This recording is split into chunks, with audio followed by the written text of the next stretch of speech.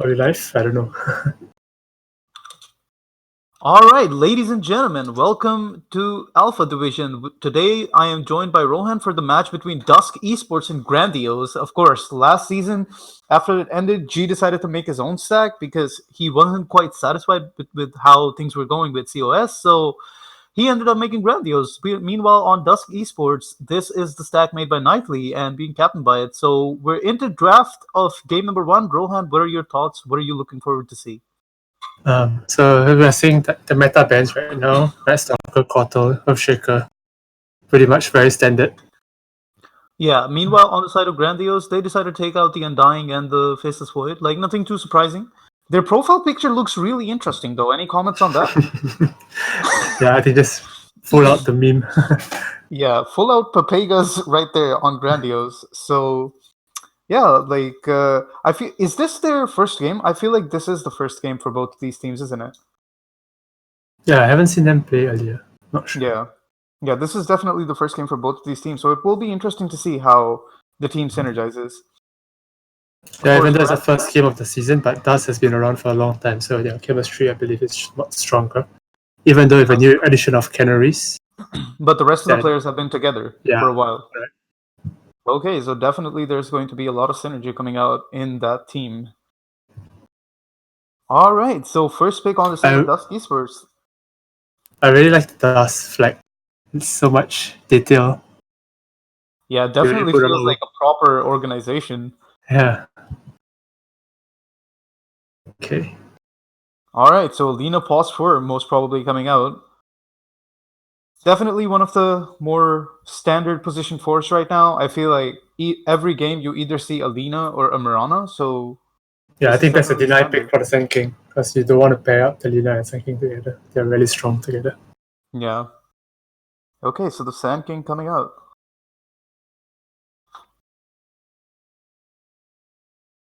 It's a very early pick for Skyrath. Could this be a G Skyrath mid? Yeah, it's possible. Yeah, because like he has been practicing that a lot, hasn't he?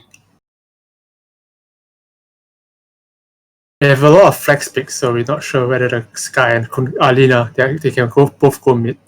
Yeah, that is the good thing about like both drafts right now. That the heroes that they've picked, they could switch positions very easily. So it'll be very interesting to see how the laning setup goes. Even Kunkka for the matter.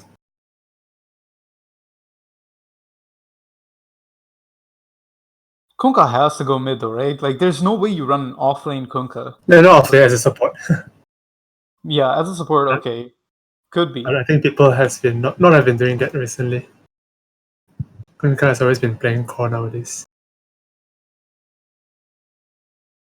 Alright, so the Abaddon banned on the side of Grandiose. Meanwhile, DsK Esports decide to ban the Earthshaker and the Gyrocopter. Not very surprising. Like every ban that is that we're seeing right now is completely in the meta. All the heroes that synergize pretty well with what the enemy has picked so far. So yeah, let's see what the ban is coming out of Grandiose right now. They ban Mirana, so I think they're afraid of the setup for the Kunkka. It's a really easy follow-up arrow with the Kunkka setup. But do you think it's do you think it's a good idea to ban the Mirana when you've already picked a Lina on the side of DsK Esports? Doesn't really look like something which they're going to pick into a Lina and a Kunkka. True. Maybe they have too many heroes doing the same job, so may not need the Mirana per se. Yeah, definitely a bit of a surprise there.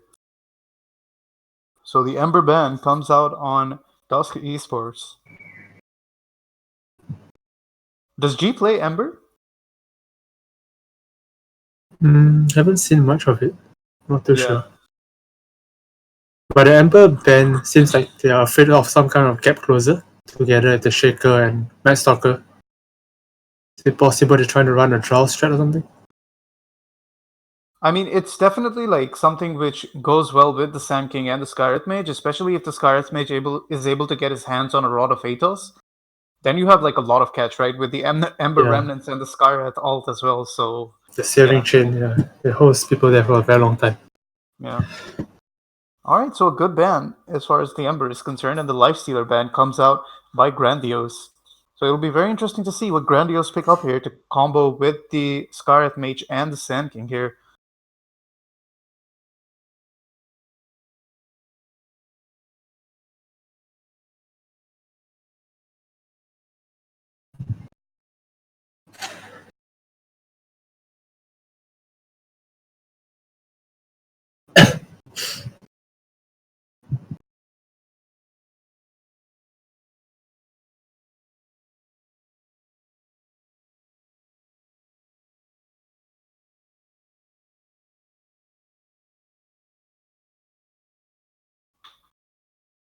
And out comes the Juggernaut.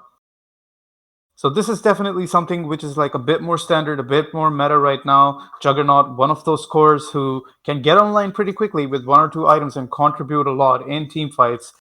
How do you see this Juggernaut pickup by Grandiose? It seems like a common pick because Jug and Lifestealer is both one of the heroes that have spell immunity built into them. So they ban off one and picked up the other. Yeah.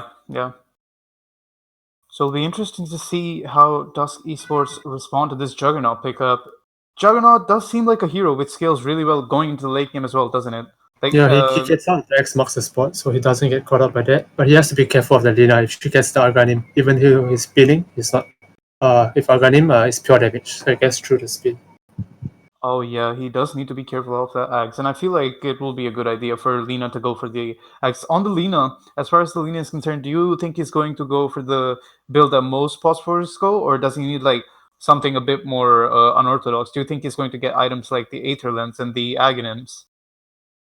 He needs, but he also needs the use that they can't skip it because it's also not just a setup for Jakiro that they just picked up. I think Jakiro is a position 5, so he might not get the use after that early. And there's also a dispel for the silence coming up from Scaraf Mage. Yeah, the Jakiro I feel like is a very good pick here. It can set up really well with the boat as well, can it? Like the X mark into the Jakiro Ice Path into the Jakiro ult into the Kunkka ult could be a lot of damage. So definitely like focusing on a lot of team fight here at DsK Esports. Yeah, seems like they're going for the fire, water, and then the Jakiro. Yeah, they're playing the all elements. the elements. Yeah. And there you have the ice. There we go. So both teams taking good care to make sure that they have all the elements on their side. This ancient apparition now on the side of Grandiose. So now you do have like a lot of damage, a lot of burst on Grandiose as well. So I think like laning phase, they managed to secure the Juggernaut's lane pretty well with this ancient apparition pickup. Yeah. The scary part of the mid game is together with the Ice Vortex and Ancient Seal, they have a lot of increased magic damage. Yeah, These are huge damage for all the ultimates of the 3 core heroes. Sand King, Scaraf, and AA. Yeah, I definitely agree. They did a fast pipe. I feel like both drafts are pretty balanced right now. Like you can't really say that one draft looks extremely better as compared to the other. Like it's just going to depend a lot on how these heroes reach their timings and core items. As far as the Kunkka and the Juggernaut is concerned, I think we've established that this Kunkka is not a pause 3, right? Like he's going mid for sure. Yeah, it seems like it for now. Yeah, because like Lina is definitely a 4 here. I don't see this Lina going mid. Oh, like it. Oh, the Lycan. Okay, so they're going to play a fast-paced game here.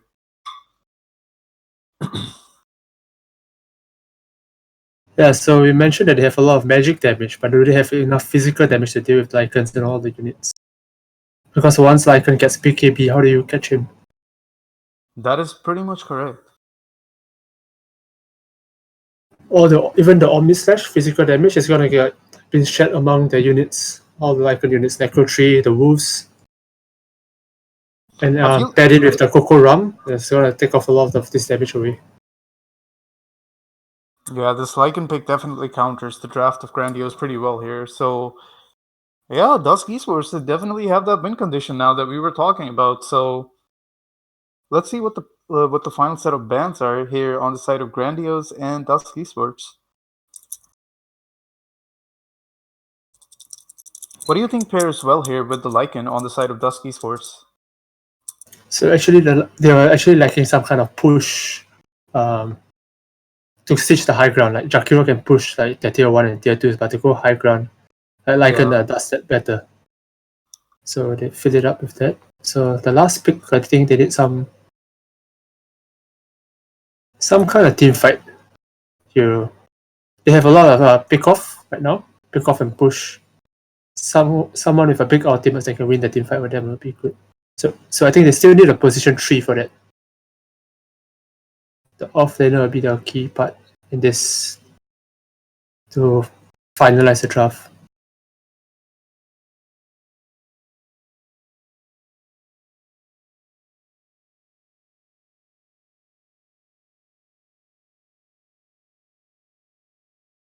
Alright, so the OD is banned by DsK Esports, followed by the ban on the Pugna on Grandiose. So yeah, both teams pretty much banning each other's counters right here.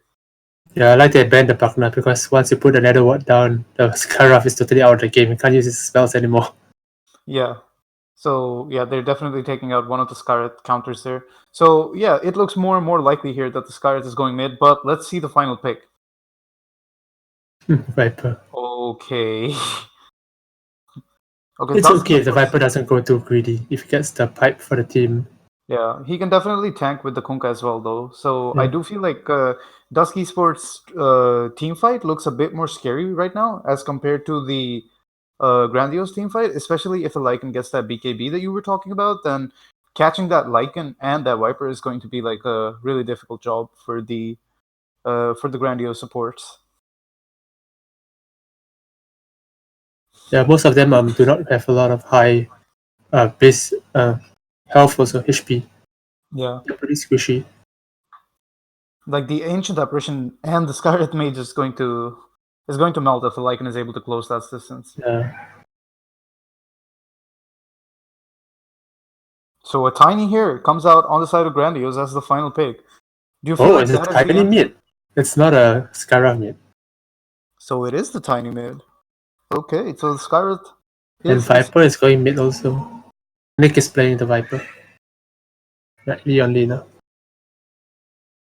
Alright, so who do you think is favored after the drafting phase? Do you feel like any team has a clear advantage over the other, or do you feel like both teams are pretty close when it comes to the drafting phase and could be a really even game and really difficult to call?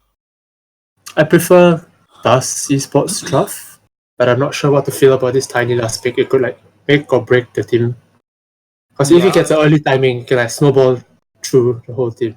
They have an earlier pick, I would say. But when you go to the later game, I think DsK will outshine them. If they get the items with BKB and more stuff.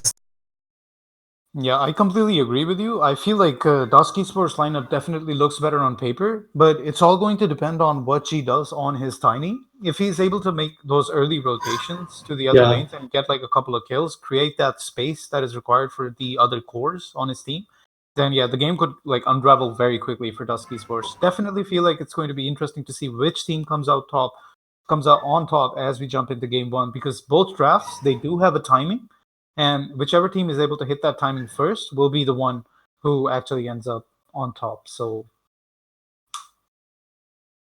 I think DsK needs to play for the late game. Yeah. So Tiny, I think I can see now why it's such a good pick. Because if G makes the play to roam around, they have like long initiation from Sand King, Skyroth, and AA. They can follow up with that follow-up damage.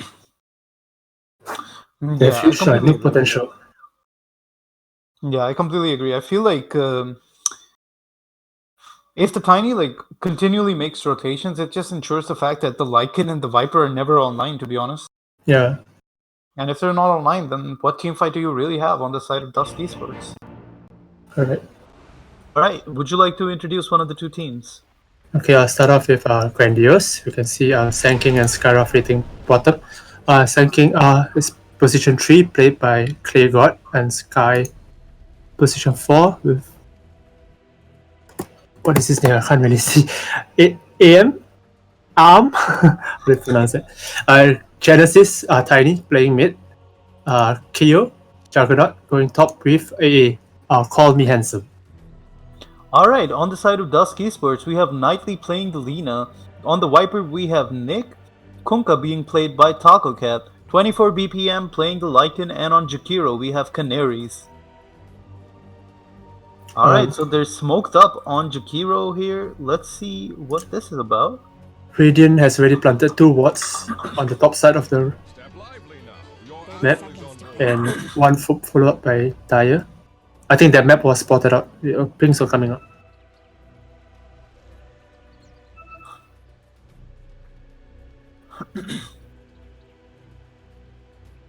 So there's going to be a sentry battle at the bottom because Sand King is there. Both are equipped with 1 sentry each. So the Viper choosing to level the Nether Toxin first? Alright, so they move in to contest the rune bottom. And the rune is not being contested top, so this could result in 3 runes right here for GrD, so it's a really good start here. Interesting that they are putting Lycan in middle instead of the Viper. Viper is going to play in the safe lane. Okay, so they're prioritizing farm on this Lycan and wanting to come online as quickly as possible. I definitely feel like I favored the Tiny though in this matchup, right? Like, yeah, I would still prefer Viper mid though, because in this downtime you can jungle. So as a safe lane Viper, I don't think you get to do that as efficiently. Definitely going to be interesting to see if this pays off for them later on in the game. This Lycan mid choice.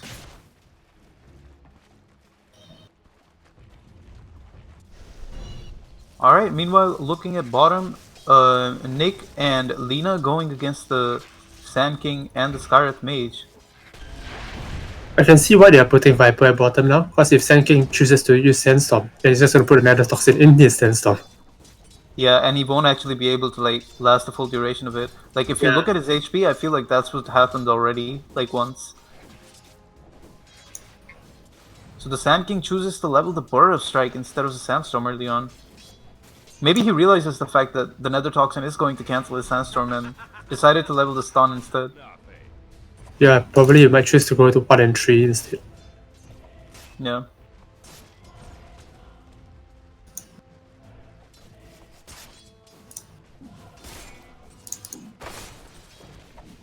Alright, meanwhile, top lane. I think the Kunkka will be able to lay down a decent amount of harass with his Tidebringer to each other. However, as we know, once Kyo comes online on these cores, he can be a bit problematic to deal with, so they definitely need to shut down this Juggernaut early on. In this lane, I feel like they have the most chances of getting a kill.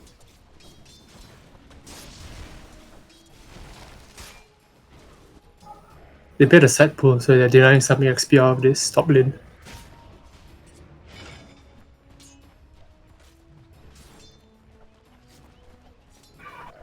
All the lanes are seeming pretty even right now.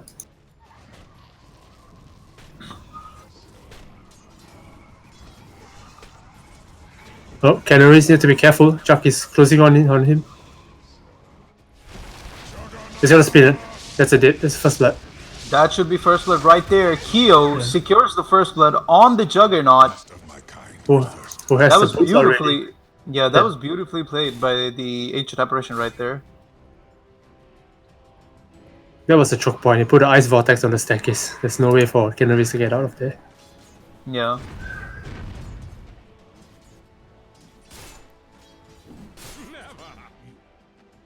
Meanwhile, like we said, if you look at mid lane right now, G absolutely stomping the lane as compared to DsK's 24 BPM. Yeah, it's almost double the last hits. So out comes the rotation from the SK is spotted by the Lycan Wolves though, so not really making much of this rotation. Does leave your Sand King a bit exposed here, so won't be able to harass that much to the Viper.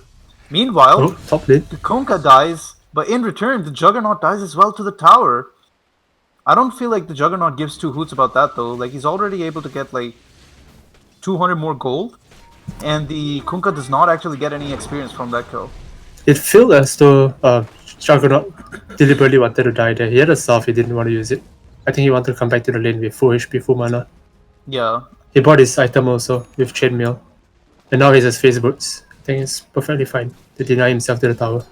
Yeah, definitely a very early phase boots here. So now the Jakiro has to be like Just really, running really down the careful. Jakiro. Yeah. Yeah, so they've definitely secured this top lane for this Juggernaut now. Jakiro needs to be spamming out more of his skills. He has his mana full, he's not using his spells efficiently.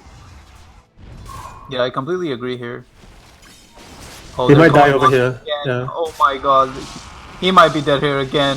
Kyo does not give two hoots about the Jakiro. The Jakiro throws out his spell, but it's too late already. Meanwhile, the Kunkka trying to go back.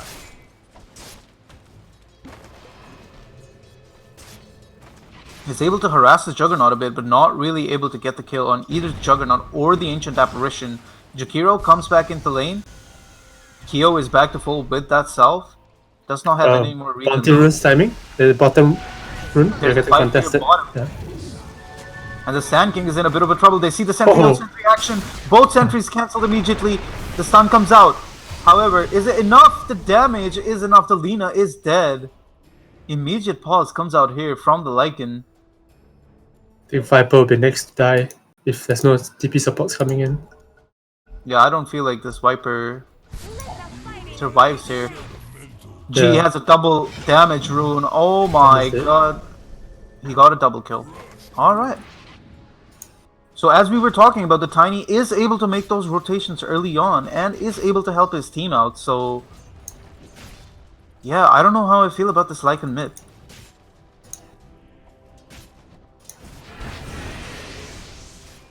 Meanwhile, top lane. A lot of harass being laid out on this Ancient Apparition, but that's not the target that you want to be harassing as a Jakiro. You ideally want to be harassing this Juggernaut, who is the core, who's going to build more and more into his core items, and it's going to become a really big problem. He now wants the Wraith Band, and I feel like that is like the double Wraith Band is the right choice over here, like especially in a lane which is as active as this. Oh, the Kunkka might be in a lot of trouble here. Oh, the spin dodge. That's a dead Kunkka. Yikes.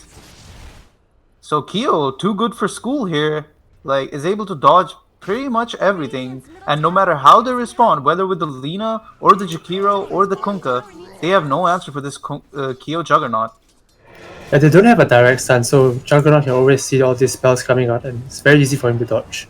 Yeah, and until Lina gets that Axe, which is going to be extremely later in the game, like they don't really have any counters to it. Like, what does the X mark actually do? He can just spin out of it every single time. Yeah. So they're Jakiro's running a having a trial really rough lane. game. Yeah, they're still running a trial in top now. Oh my god, this is actually Lina bad. TP bottom. I think he understands so they can't really do much at top. Yeah. So they realize the fact that top is like looking really hopeless, I wouldn't say, but like yeah, close to it. The Jakiro starting items pretty much say everything about how their game is going so far. Chuck, yeah, he has boots now. At least he won't get run down by Chuck that easily.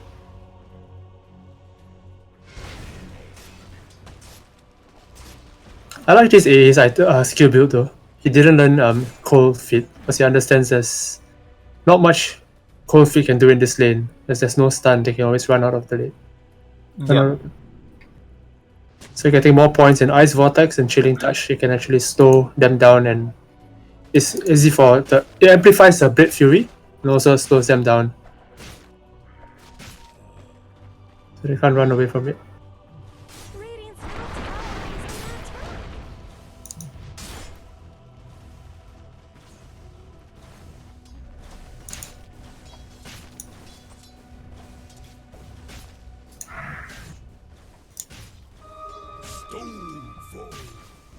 So Slender 2k lead, 8 minutes into the game for Grandiose right here.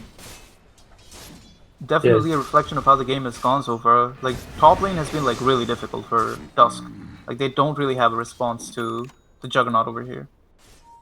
Already has the double Wraith Band, so farming should not be an issue here for the Juggernaut after this. And he has his ult. They might actually look to make a play here on this lane. The difference between mid lane. So the difference between Tiny and Lycan is that Lycan, when you have the downtime, you actually choose to jungle, but Tiny is controlling the runes pretty well. He has the Arcane rune, and now he has bottled up the Illusion rune also. He's controlling the runes, and he can seek to gank every lane. There's a threat. Yeah, the Tiny definitely seems to be controlling the game a bit better as compared to this Lycan. So Lycan is making rotation to top. It's already pop his roof form. I can't chase the Juggernaut because it's spinning. His supports dies in return though. they're going on the Juggernaut now. This Lycan in his ult form. Is there going to be enough damage? What can the Juggernaut actually do? Is there rotation? There is none. And they're able to get a double kill here. So this is definitely what DsK Esports needed in order to come back into this game. Yeah, that was a nice rotation because immediately as soon as he got a Helm of Dominator, he made to push the top tower.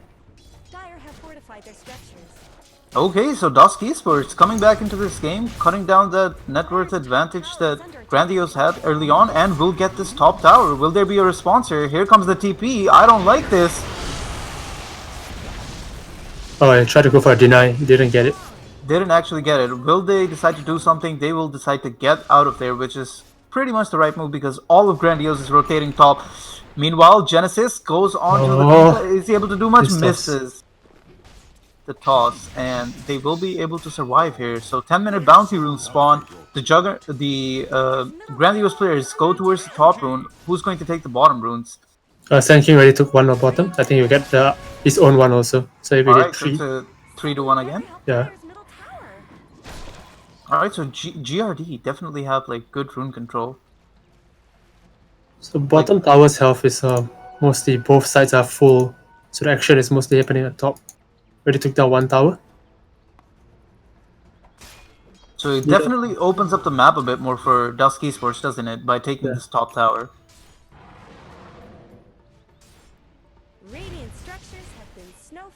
Top net worths do belong to GrD heroes though, so yeah, the game is still pretty close, despite the fact that DsK took that top tower.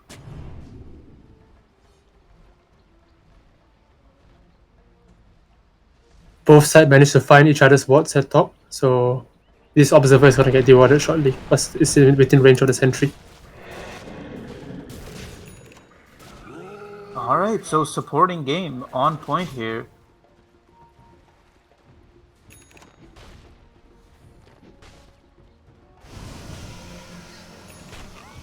Yep, AA comes over to pick it up. Oh, bottom lane, Viper dies. So the Viper dies here. Sand King already picked up his Veil of Discord.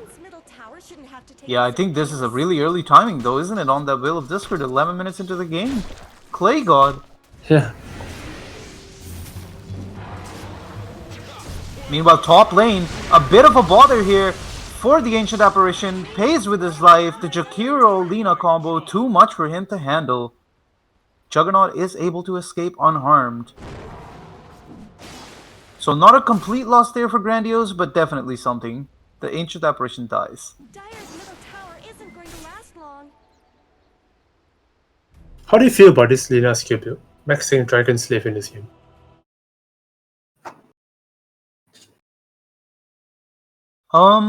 Like I would have, it's okay, but I would have liked him to like max the Light Striker, eh? What about you? Yeah, I'll feel the same way. As I thought you would have set up from the Kunika, and then that way you can like have stun to more setups like Ice Path and because like not only does he get like greater damage with every point, he also gets like greater duration. So I feel like that it's almost like 1 second at max if he would have maxed it, right? Like it's 1.6 right now, and it would have been 2.5. So it is almost like a second more that he's missing right now because he decided to like max Dragon Slave first. But we'll see if it ends up working out for him. Right and it's also more mana efficient to use spam Light Strike Array to build up stacks for Fury Soul. Yeah, for sure. I completely agree.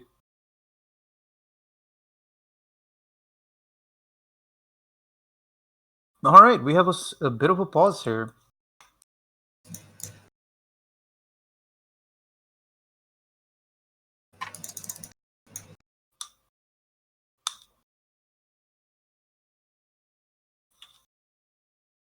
Tiny is closing onto his Blink Dagger. About 800 gold away. Yeah, things are going to become 600 gold away.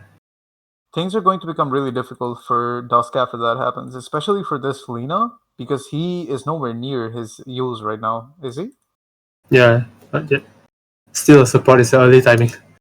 Yeah. Middle lane is getting pushed in by Lycan. Not sure who's gonna come over and defend this. Juggernaut already used his spin, but he has a Javelin in his backpack with 2 Rift Bands. That's pretty good farm. He's stopping the net worth right now.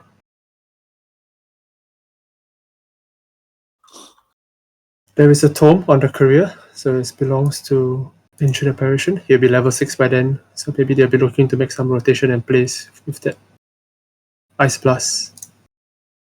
They also have a Smoke on the career ready for the fight.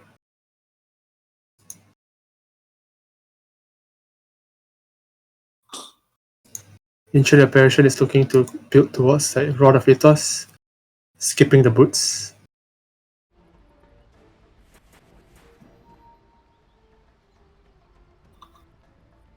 So once he gets this Ethos, I think it's a really good setup for the whole team to dish out damage on a single target. Yeah, I feel like after that, like they have like so much to bring to the team fights. Like you have a Veil of Discord on Sand King and a Rod of Atos on your Skywrath Mage. And added to that is the fact that you have a Tiny with a Blink to provide so much damage with this 2 spells, Avalanche and Toss. So yeah, like team fight is like looking more favorable for GRD right now as compared to DsK Esports. Like DsK Esports, every time the Lycan ult is up, sure, they do have like a lot of response to it, but every time that Lycan ult is down, what do you really bring to the table?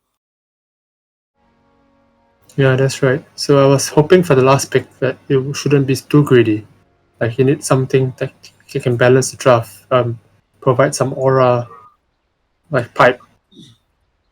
Yeah. So we can see the Viper is actually building Ethos himself and going for, what is this 6 item is going for?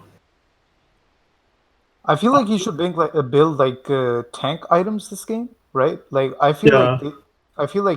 you let the Kunkka and the Lycan be the ones who are the damage dealers this game, and you go in as the frontliner, as somebody who can take all the damage from the grandiose lineup, and let your other cores be the ones who fight. So yeah, like I would like to see him build something like a pipe and Guardian Greaves. You know, I want him to go like full heal and full utility for his team.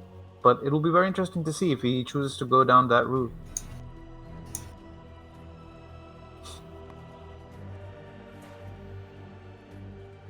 Yeah, so even though we see Nick playing the safe lane Viper, it's actually doesn't feel like he's playing like the position 1. But Kunkka on the other hand, starting an off lane, he's going for the Radiance instead. Okay, so they may have just decided to like swap the roles, you know? Yeah. Do you That's a think they have very the time and space though to make this play? Of course, they really need the BKB timing on Lycan, but he's getting Acro 3 first. yeah. I I mean, just worry for the big game when the power spikes of Grandiose kick up. Are they able to sustain it? No, like looking at it right now, like in this present, I don't feel like DsK's draft is coming together faster than Grandiose's is, and I feel like Keo will be able to outfarm this Lycan or this Kunkka for that matter. So yeah, like they needed like a really good start. Like they needed a start where they had like a couple more kills as compared to Grandiose. Okay, it's not safe for streaming right now. They're drawing big pics on the minimap.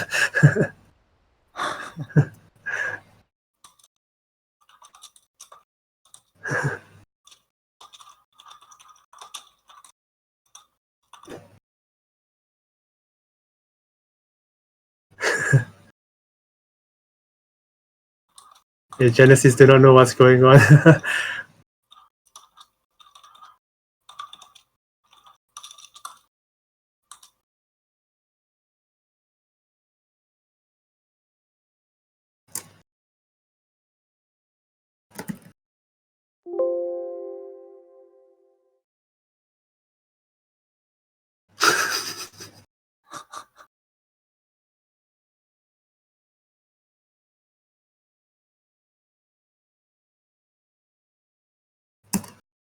Who was having issue? They said someone is having like family stuff.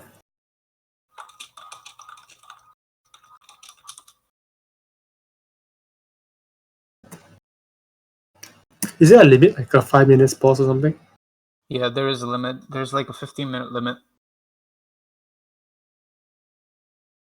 Okay.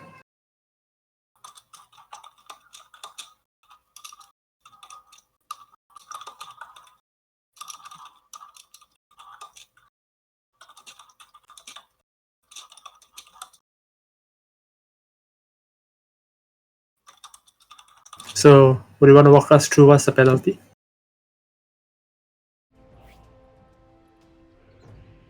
Sorry?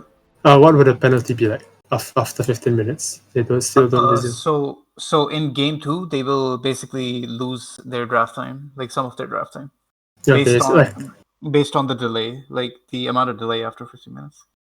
So it's the same as for people not reading up in the lobby. Yeah. Okay.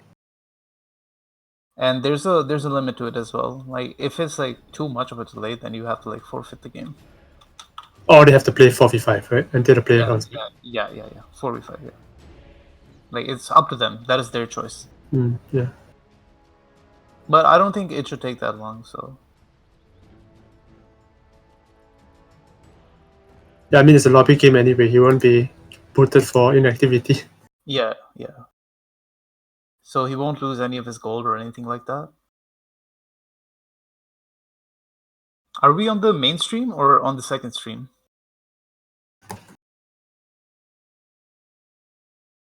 Maybe our casters streamer can tell us. I'm not too sure. Our streamer, shout out to Deadpulse for streaming this game. Oh, he's typing on Discord. He said mainstream. Yeah. I saw.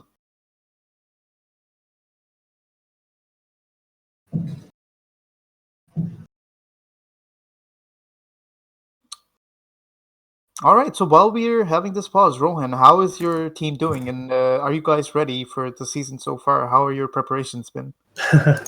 I was watching the Trilin cast. So shout out to the... What was it? Tria, Pyrope, and Natsumi. They were doing the Trilin podcast. I was just listening to a few 5 minutes or 10 minutes of it. So I saw like about 2 of them predicted I forfeit to do pretty well in this season. But I don't want to disappoint them, but our team hasn't been practicing much. Like 2 of our players are on break right now. I see. Yeah, we haven't even played together as 5 because let's see, 2 to 3 of our players are not formally from ATDL, so they are brand new to all of this. I see. Well, you still have time. Like it's still like very early on in the season, so there's definitely time to figure out your synergies, figure out your comfort picks, and formulate a plan. But definitely looking forward to see what your team brings to the table as well. Yeah, we're gonna step out our practice like next week after they're back. So until then, it's still downtime for us. So maybe it's a solo queue and do our research on other teams who are playing right now, so you get more information out of it. Yeah. Well, ATDL is your one-stop shop if you want to do that research. So yeah, like everything is available. Looks like our game is about to resume. All right, ladies and gentlemen, we are about to get back into things in Game 1 between Grandiose and DsK Esports. The pause is now ending. All right, so as we were talking about, it's going to be the fact that how this Viper itemizes, number 1. Number 2, who is able to reach his timing first, the Lycan or the Juggernaut. So it's going to be very interesting to see how this game develops. Of course, right now, the top 3 network spots are being occupied by Grandiose players. As we see a rotation immediately onto this Viper, the Sand King stun comes out. The AA ult with the Sand King blast is enough. Mid lane tower goes down, Tiny is a double damage. It's too much for the Lycan to defend or deny in the meta. Alright, so they absolutely blow up this Viper. They're beating on Dire's top tower. Radiant's bottom tower's got problems. And now the Sand King in the top lane with the Sandstorm is able to clear it a bit, but they managed to defend top at the same time they're taking a bottom tower as well. So GrD making the better calls right here. Able to defend their own tower and make it a trade. Lycan isn't able to do much in the mid lane. He's trying to push, but he doesn't have to quick with him. Yeah, the AA is also like disrupting him a bit, isn't he? With the Ice Vortex. Tower's at 15% HP right now.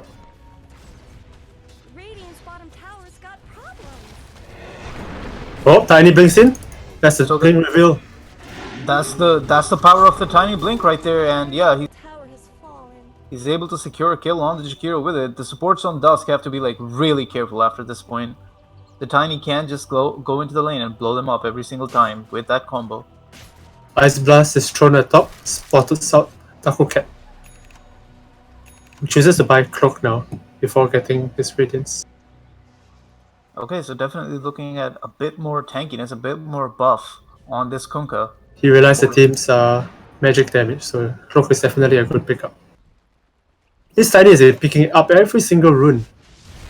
So from the double damage, now he gets Arcane Rune. He's controlling Radiant's top every rune turret so well. has looked better. Yeah, the G is doing a great job at controlling the map, like left, right, and center, and making calls.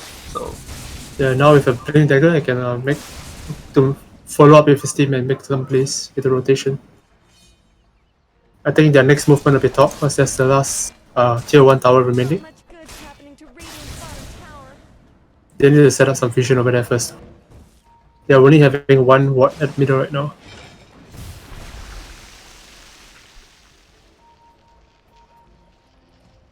Whereas for Radiant, they have 1 ward sitting deep into the jungle. It's blocking off the camp. And bounty runes are coming out soon. Lycan is on his own. I don't think he's Radiant's bottom taking tower's this rune. got problems. He pops his wolf form though. He's going for the Tiny. Tiny blinks Tiny up. does have Blink though. Radiant's bottom tower is under attack. Okay, so they're going for the Sand King here. The Sand King in a lot of trouble. The boat, the combo. Is the damage gonna be enough? He's able to like burrow strike his way out of there. Not much good's happening to Radiant's bottom tower. They'll finally be able to Oh. get this Sand This- King though, but like there was like so much committed for that though. I feel like that was a bit of an overextension. Like the Lycan ult is now down. Meanwhile, the Viper ult onto the AA is enough damage. They do get the kill on the Lina in return. G with the blink and the combo. And now the chase onto the Viper. Is there enough damage? The Viper with the Nether Toxin is able to like force heal back.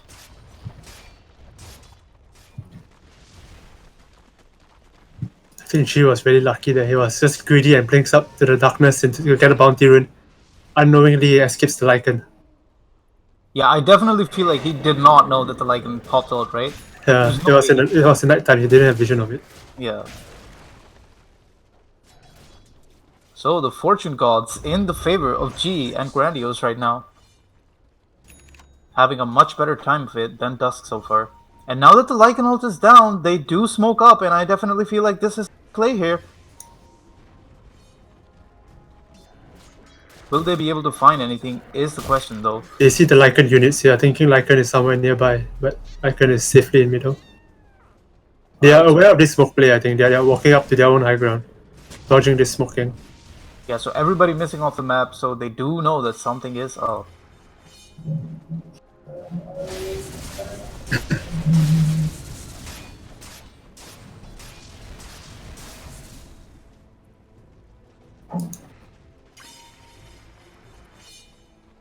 Juggernaut is closing on to his Mionia, 600 gold away. Sky, I think he only has a recipe for Rod of Atos left. Sand King already has his Blink Dagger. Yeah, they're definitely hitting a timing here, and I feel like they Correct. should, with all these item pickups, be definitely looking to make plays across Yeah, the map. 2 to 3 minutes the item timing on mid, and they were all spiked really hard. Genesis decides Oh. to go on mid. Is this a really good idea? Viper throws out his ult. Is there enough damage? The Lycan throws out his ult as well. Is able to close the distance with the wolves. Will there be enough damage? Out comes the AA ult. The Sand King with a stun though. Beautiful stun. And the toss. Damage is not enough though. The Lina ult comes out and G dies. That was a really good ward place earlier in the fight. That gives the vision on the high ground. Tiny wasn't expecting that.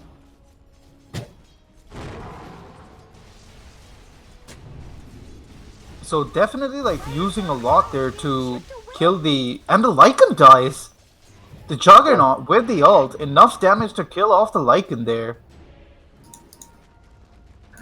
Alright, so it was looking like it was like a really good kill there for DsK Esports until that Lycan died. So that pretty much evens it out. So You know what happened? Especially Lycan has a wolves, right? But since Juggernaut Omni Slash, his wolves betrayed him. They are invis. You can't hit anything.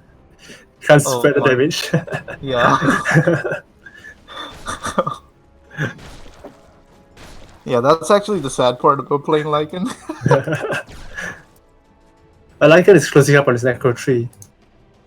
He already has it on a career. So now it's a problem for Sanking. Can't stay in the sandstorm anymore. And not only that, the mana drain coming out from the Lycan. It's gonna be painful if it hits the tiny. There's a low mana pool.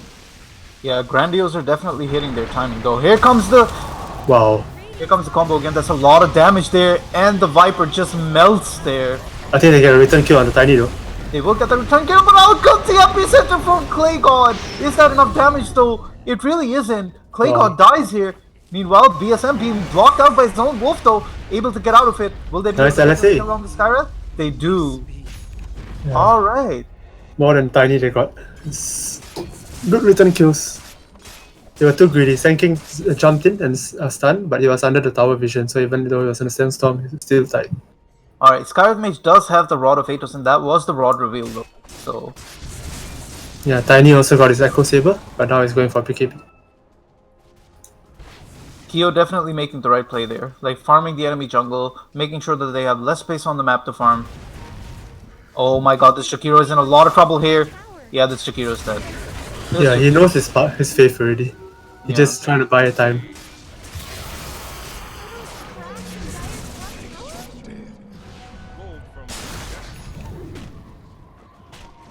Alright, so what does Kyo have on the courier?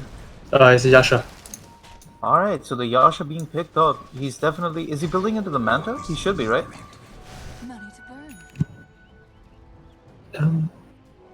I would say so, but do you think Manta is the play this game? I'm not sure. Nope, he's going SNY. Yeah, makes more sense to get SNY.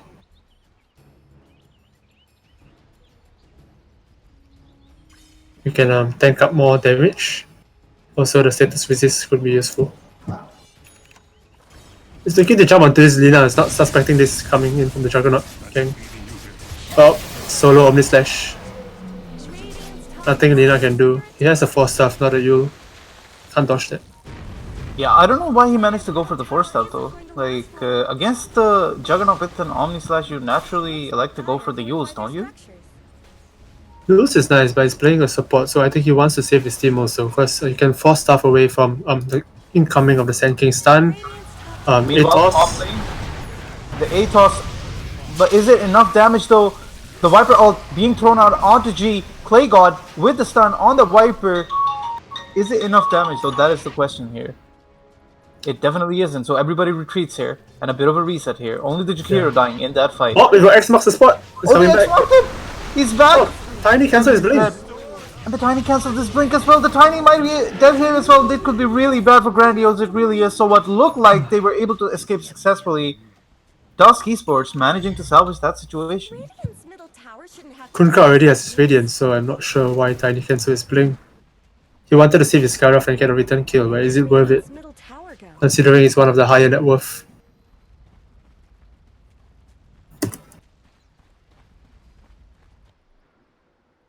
Yeah, he lost more gold from the death compared to Kunkka.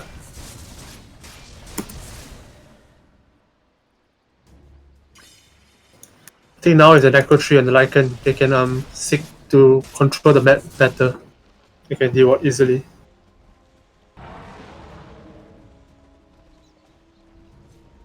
Right now, Daya is having a lot of wards on the map. See, everywhere there's the red circles.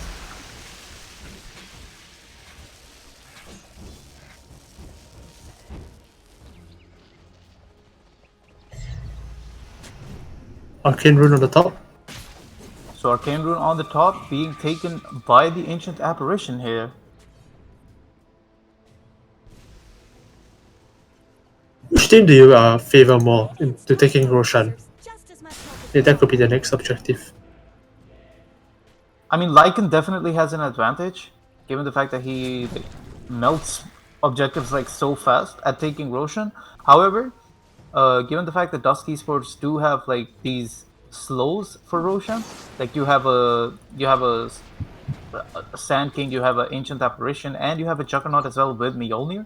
It's like very even when it comes to Roshan. Like both teams have these heroes who are good at taking Roshan, so yeah, it's going to be interesting to see who takes that. Not just taking Roshan, but both teams also have good tools to defend Roshan. if you go into the pit, you have like Jakiro ulti or AA Ice Blast to scout it out. So both teams, I think, would be very scared to enter the Roshan before taking off a team fight first. Yeah, they also have like good mechanism to spot out Roshan as well. Like the Necronomicon on the Lycan and it pretty much spots out any rotations towards Roshan by the enemy hero. So Haste Rune here, let's see if Juggernaut is all alone at bottom. yeah, Juggernaut. And he tosses a creep instead. Oh my god. Not that he meant it, but it's just funny to watch. Okay, we got a pipe on Viper. So that's the team fight item that we were looking for. Yeah, I definitely like this pickup, and I wanted him to get a Guardian. Yep, he's building that next. Yeah, I definitely agree with that. I feel like he needs to be the tank for his team this game. The Kunkka is not going to do that, so... Yeah, but Kunkka got a put for himself. It's nice.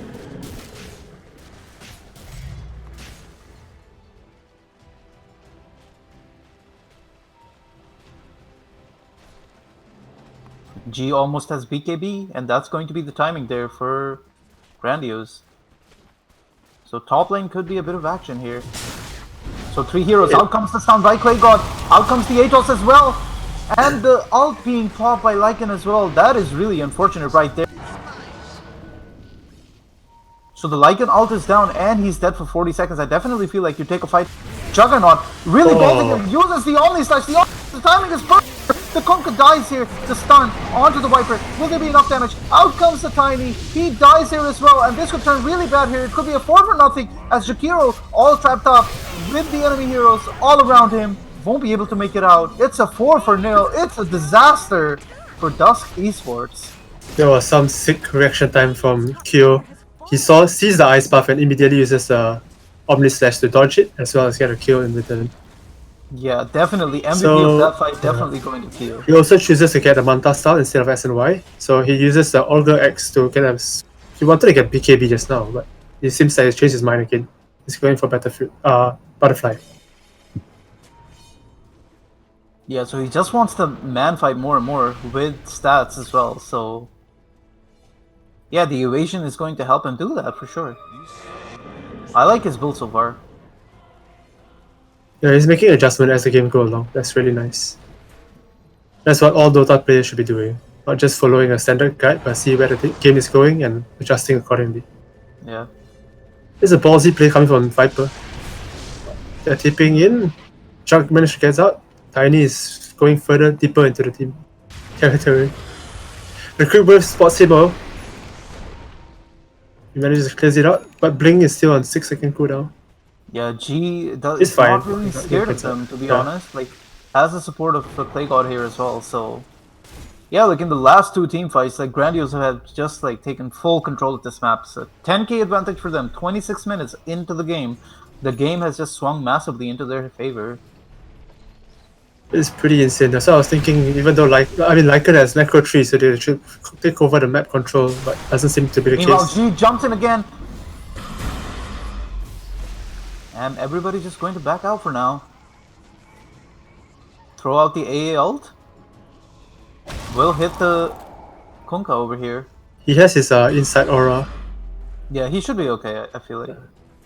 He pops his barrier also from the Hood of Defiance. He wouldn't take any damage from the Ice Blast. Alright, so now they want to take this tier 2. In the top lane, G slowly melting it down. They managed to defend the tier 1 at bottom at the same time.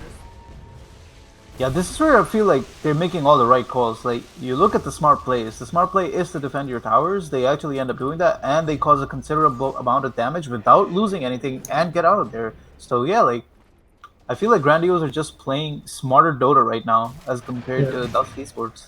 It seems like they're forming like 2 groups. One is the defense party and one is the attacking party. They are both 2 groups are making the calls at the same time. Yeah. It's like usually teams do not have 2 shot callers. Yeah, so but yeah. And it seems to be working for them, so props to them, like, playing a really good game so far.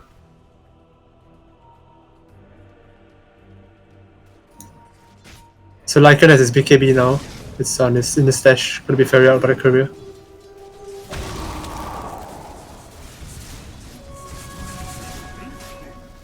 Kyo is very close to that Eagle song now. Sand King Alright. gets steal. And they decide that it's a good time to take high ground over here. So then out comes the team fight. The X mark onto the Tiny. Immediately BKB so avoids that. Goes into the team fight. Throws him away. Is there enough damage though?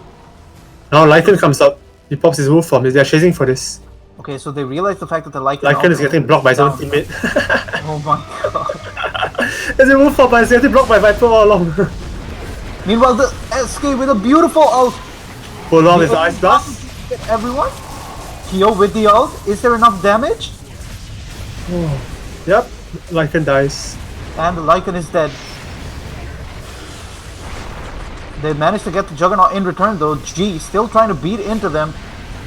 I feel like they should get out of here though. This could be really bad here for Grandiose. And they lose a third core here. With the Tiny going down. Yeah, that was a nice Omni Slash. You got into the PKB of Lycan. So even though his magic immune, it took the full duration of the Omni Slash. But as soon as he used that, his team was surrounding him. So they got a return kill on him. There was nothing the rest of the team could do. As the rest of the team is all pretty squishy, they need to get out from themselves. Their supports TP'd out and left the cores to die. Dire's bottom tower is under attack.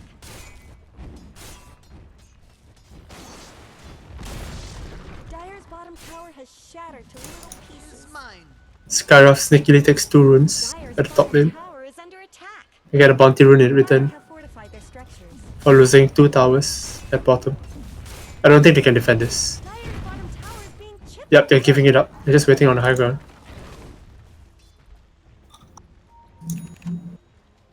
Lycan spots out the DD.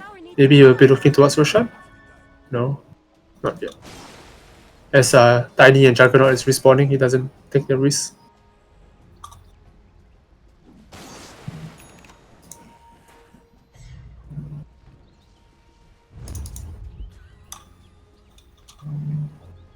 Looks like they're gonna make a smoke play. He is trying to find out whether they have warded because they were pushing tier 2 earlier. But he runs into the whole team of the Dire. Yeah, AA in a lot of bother here. And he will die with the Lina ult. Meanwhile, on the other side, they're able to get a beautiful ult. Tiny getting a Viper Strike. He hits so slowly he couldn't finish off the Jakiro. Yeah, the Just Jakiro made a is- one swing. Yeah. Meanwhile, the Sand King wants to go onto this Lina. Here comes Kyo. Kyo with a lot of damage and the spin. Will he be able to get it? He's forced out the way. And Glimmer. They do spawn him though. Oh, Is there nice enough damage? He dies there. Dire's top tower is under attack. Dire's top tower has fallen. Meanwhile, the Lycan in a lot of bother here. Stunned by Clay God. Clay God needs to be a bit more careful here. The Lycan beats into him. Will be able to get the kill. Does so. He forced out the BKB though. I'm not sure whether that was required. It was 8-second BKB. Sand King, I don't think he could have gotten out of there. Yeah, anyway, so... like, He had no mana and there's a true sight. There's a Necronomicon tree there. yeah, I definitely feel like for the Sand King, that is definitely... That is worth it. Like, you take out like a big portion of the BKB there. Yeah. So Juggernaut opts to go back for his BKB. And now he's going for the butterfly. He's already completed it. So Juggernaut has 2 magic immune now. 10-second BKB on top of that with his Split Fury for 5 seconds. That's 15 seconds of magic immunity. I think they are waiting for Sand King to spawn before they make a smoke play. All 4 of them are gathered right here.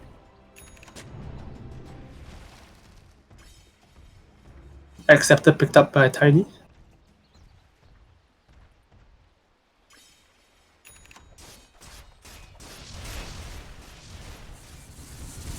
Jakiro managed to complete his first item of the game. So they're going... The BKB is popped by G. He's going for this... He's going for this Viper with the axe. Ice Is Blast. it going to be enough? And the Ice Yes. Blast. This Viper is so tanky though. Oh my god. Finally dies with the Skyrath.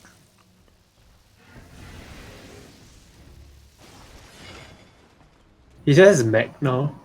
there's a bit more to Guardian Greaves. Once he has Guardian Greaves, the Atos, he can remove Atos after that. He shouldn't die on a combo. Of course, he won't get a heal if he gets hit by the Ice Blast first. So I think he still needs to get BKB in the end. They're looking to get Roshan now?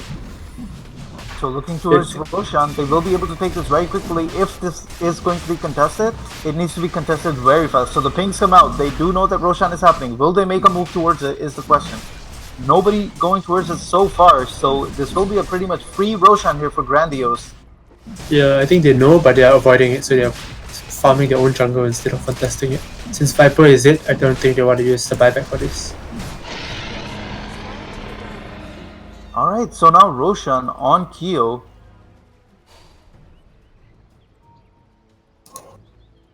He purchases the Eagle Song. Yeah, he's getting really close to this butterfly. So pings come out on bottom, they want to fight here. Tiny goes in on the Funka. Tiny going on the Unka, immediately gets stunned though with the Lina ult as well. That felt like it did no damage to him. Did you see that? Oh my god. The Lina ult barely doing anything to the Tiny. Yeah.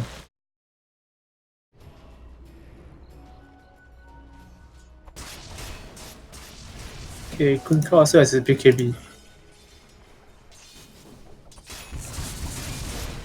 Everyone is having their defensive items now. Force Staff, Glimmer, BKB. Both sides are going to be difficult to kill. Michael pops his BKB. Now it's down to 7 seconds. Tiny already has his at 6 seconds. Oh, interesting choice. Sand King is going for Hex next.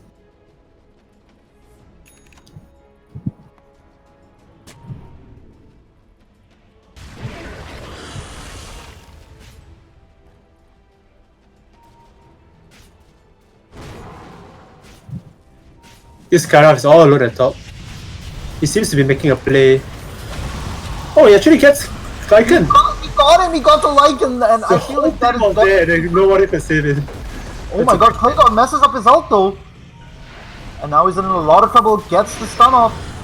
With the ult, should be enough damage. Jakiro ult being thrown as well, as the boat. G able to make the plays. BKB's up. Kyo is here as well. Kyo still has Ages of the Immortal, should be playing like a bit more aggressive. Yeah, that Ice Puff pretty much saving the both of them, and they managed to get out, so... Yeah, like overall, that I feel like that favors DsK Esports now. Like sure, they lost the Lycan, but the Scarlet Mage died, they managed to make it out of there, and they got a buyback out of Clay God, so... Yeah, overall, I feel like these are I think if Clay God didn't buy back, it would not be so much of a loss. But because Clay God buys back, like, if it's an even trade, I guess like it's okay for DsK Esports, given the fact that they're 9k behind. Yeah. Okay, so they do end up losing this top tower, and they're going to make a play for the high ground here. Kyo is able to make the most of his Aegis right now. Oh, that miss. Oh my god. Oh, that damage, sure. This time he didn't miss. He hit it on crit. That solved the evasion problem.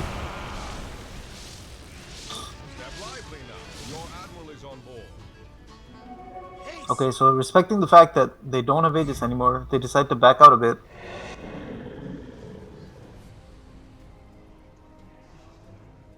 Do you agree if this Crystallis pick up with Tiny? I mean, usually it's good, but this time I think it's getting countered really hard on his attack speed. I would have liked to see him go for the Assault Cuirass, to be honest. Yeah, that would be more... Like something which buffs up your team a bit more and does not die that quickly to the Lycan and the Viper Burst. Correct, it's more reliable. Yeah. Because every team fight seems to be getting Viper Strike, and Liquid Fire also removes attack speed. Yeah.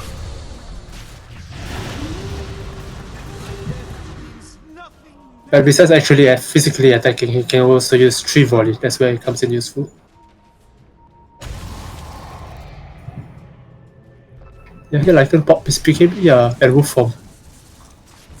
Gets out of there.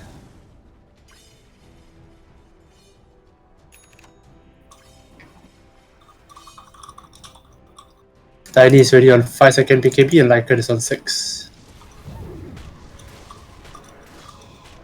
Juggernaut has yet to use his BKB, still on 10 seconds. He can use it to get the Rex actually.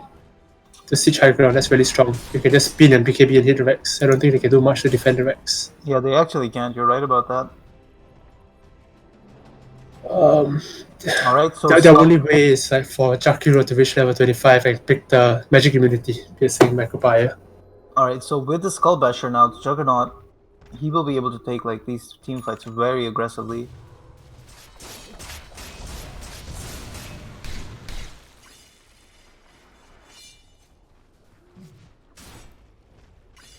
Tiny almost finishing up his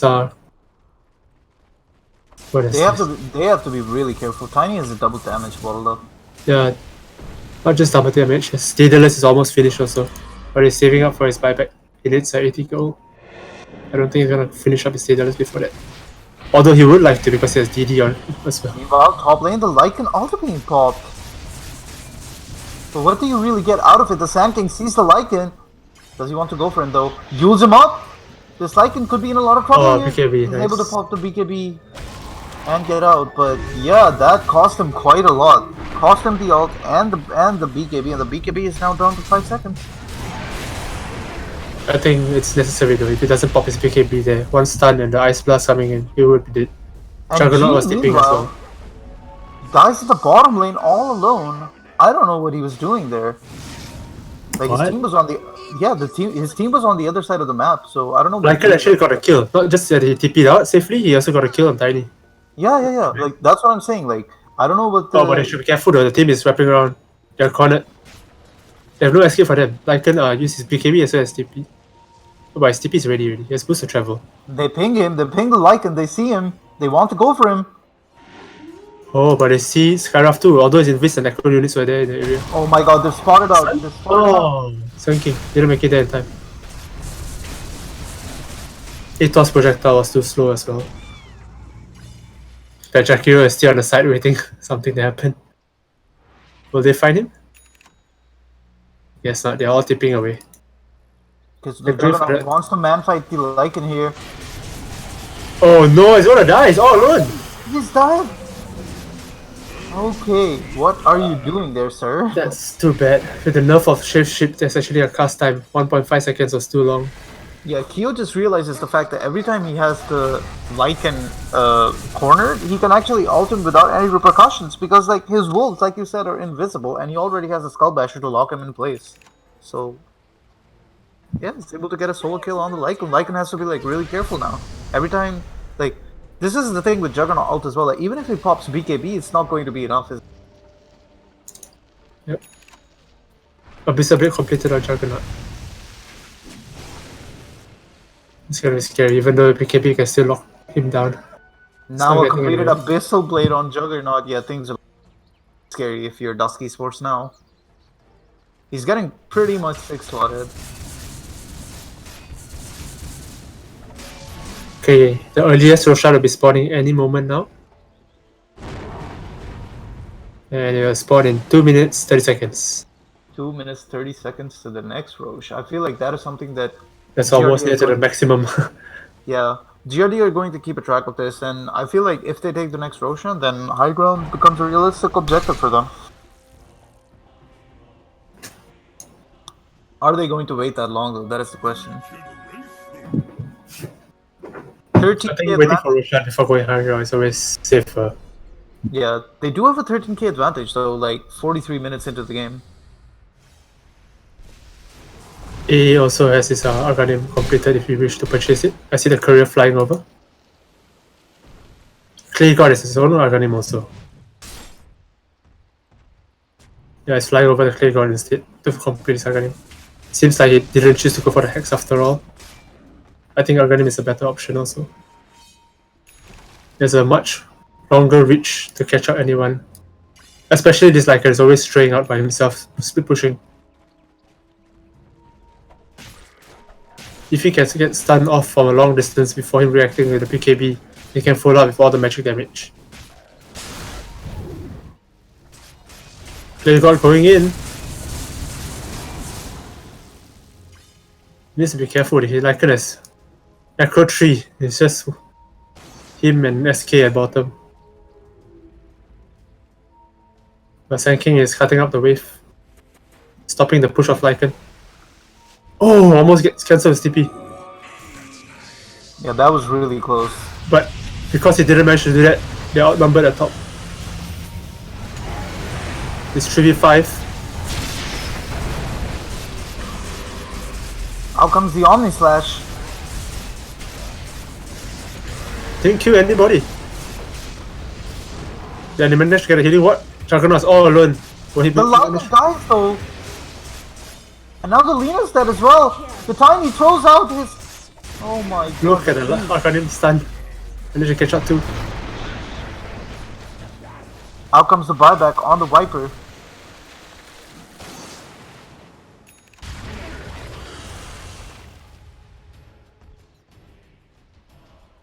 Even though the Juggernaut didn't manage to kill anybody with Omni Slash, they took a lot of their attention away. Put it on him. So his team managed to kill the Lycan and Lina on the backline. Oh! Juggernaut spots the Roshan. That's nice as it walks in, it pops. Okay. If two people dead, I don't think they can contest this. It's a free Roshan for them again. So it's a free Roshan and look how quickly it pops with the Aghanims on the Tiny. Already low HP. This Roshan is going to be claimed by Grandiose.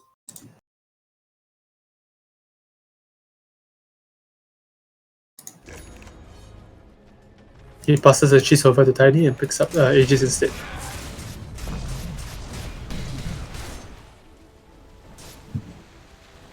Kunka is getting Assault Cuirass. Tiny can get one if he wishes so. He has 6.5k gold right now. Oh!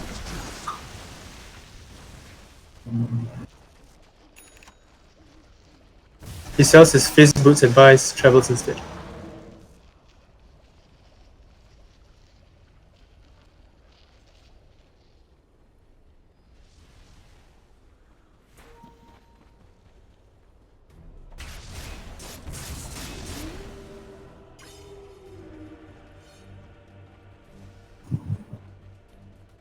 Alright, so how do DsK Esports come back into this game? They're 23,000 gold down.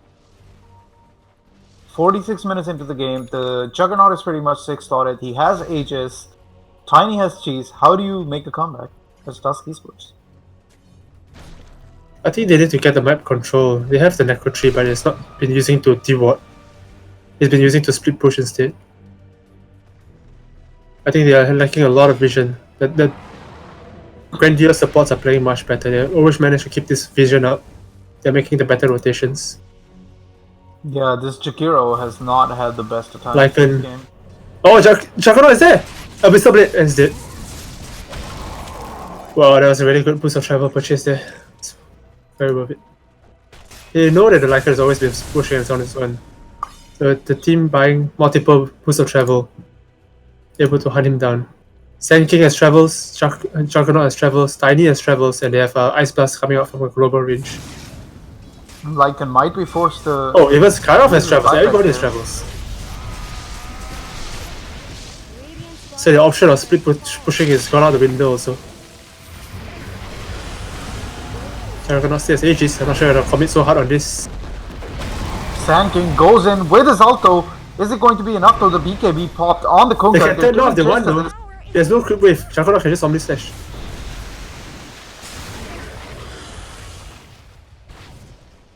Here comes the Juggernaut. Here comes a creep wave also.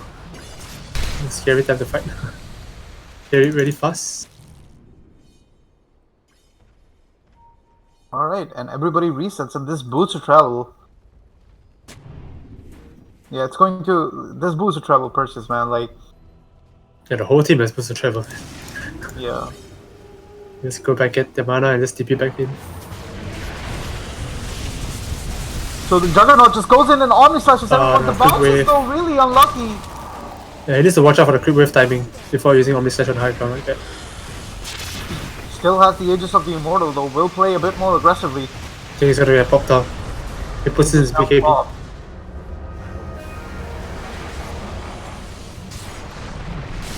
Out comes the Tiny.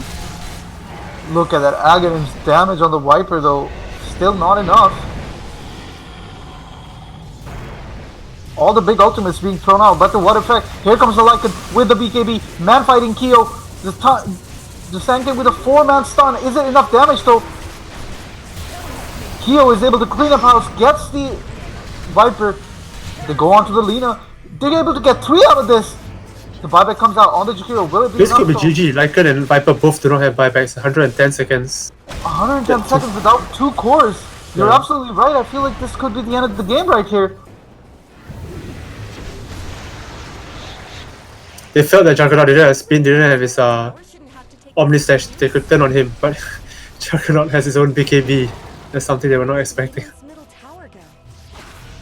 That's just his second time popping this game. They might have forgotten about it. Ownage.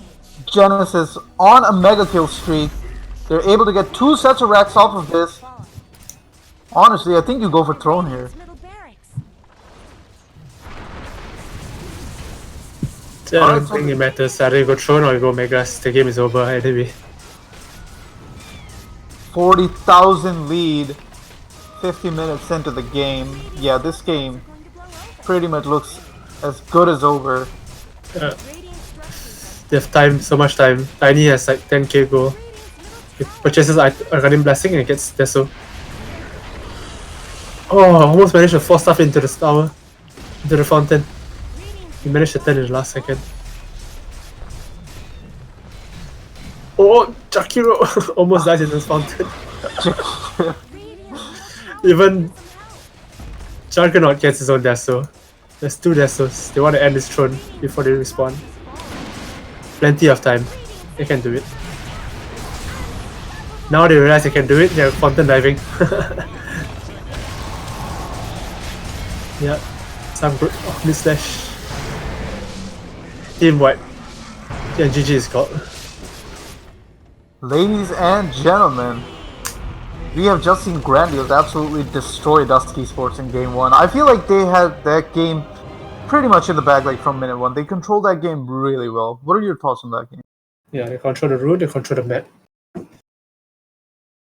And their draft is easier to set up also.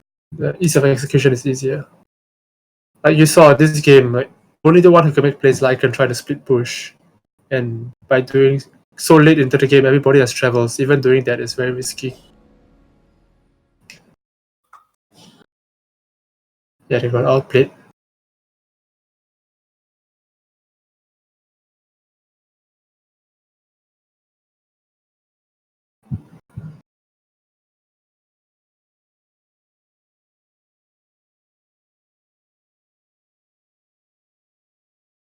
Oops. So is the second lobby created? Did you create it? Did you create the lobby? No. I have. Admin has to create. Yeah, I created it. It's up. It's ATDL Alpha. That's the name of the lobby. Password NALO. I hope you didn't say that live on stream.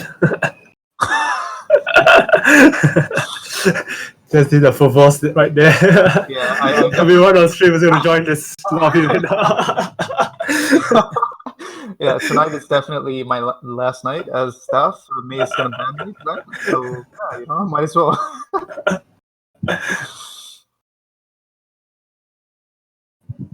Alright, I see the lobby.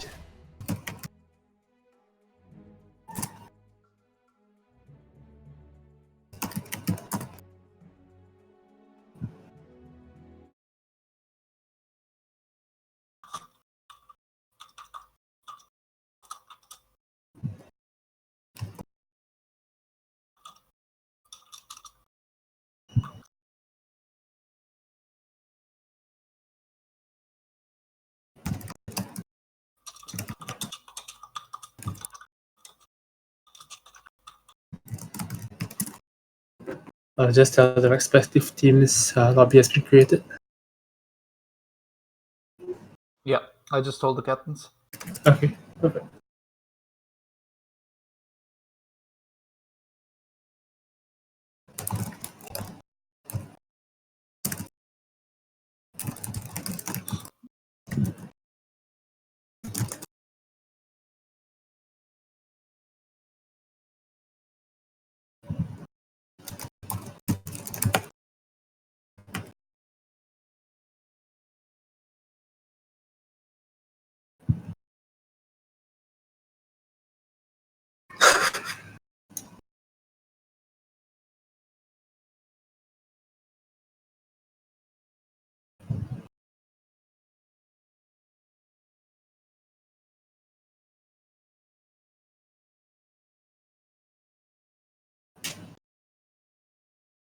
Where is our streamer? Did Pulse? You join the lobby as well.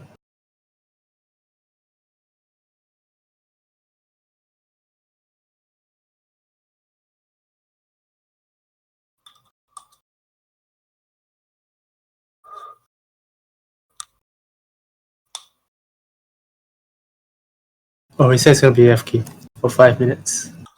Looks like I have a downtime of 2 minutes. Okay, sounds good.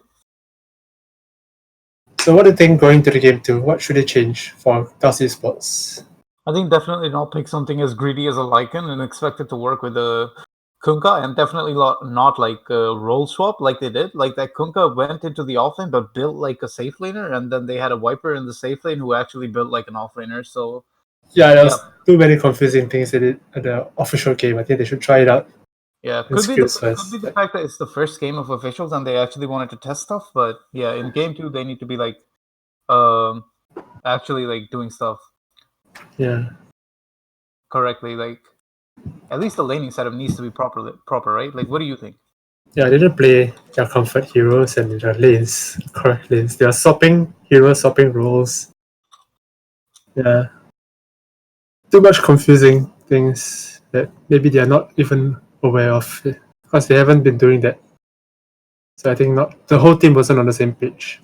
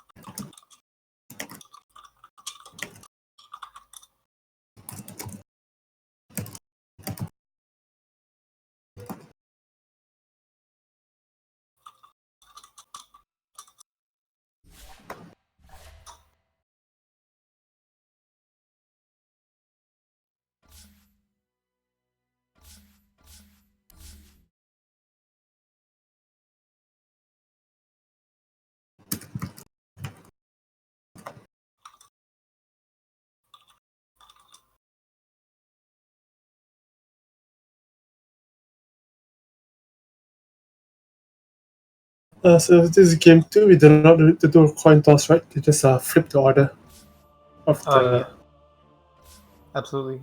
Starting team this time around will be So Grandos will be on the Radiant this time. Previous game was Lina first pick. So I think first pick would be on Grandos this time. so As well as Radiant. Dire first pick? No. Grandos should be on Radiant with first pick. Grandiose should be first pick, right? And Grandiose should be Radiant, right? Yeah, correct. Wow, Radiant the first pick. Which is more favorite now? Is it first pick or second pick? For me personally, I don't think first pick matters that much. I feel like the side is the one that it matters. So it's still heavily Radiant favored, right? Yeah, yeah.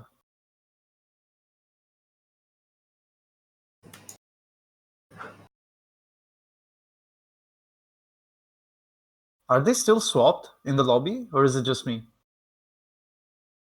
I don't see them swap. I Like still see Dust on the left. like I see DsK Esports on the left and Grand right. Yeah. Are you able to set manually? Like starting team. No, starting team is the order, right? I mean, I'm not sure.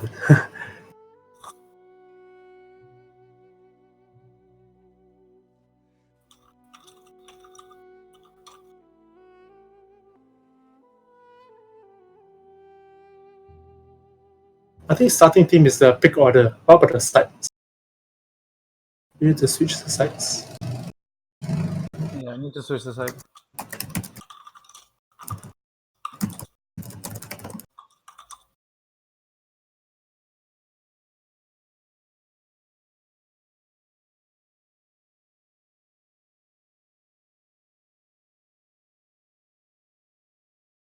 I did pause. I can join the broadcast. Yeah. Nope. Not Genesis. Get back to your team. Yeah.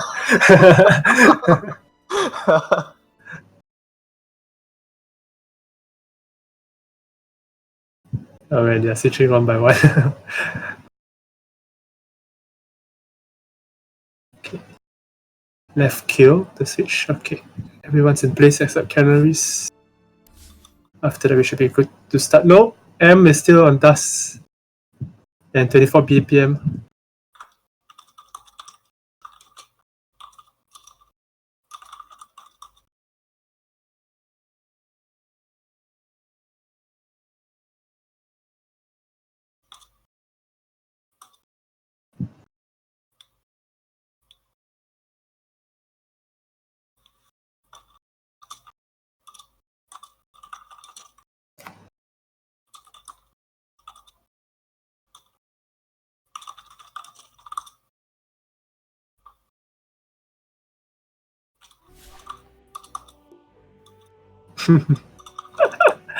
I just realized Kyo and Genesis, their sponsors are Gongcha and Koi.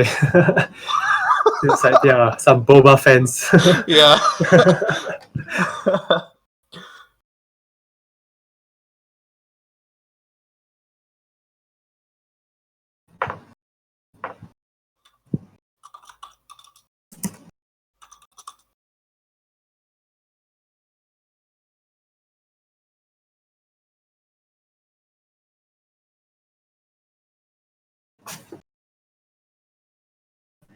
And I just realized both our names are Nico Baby also.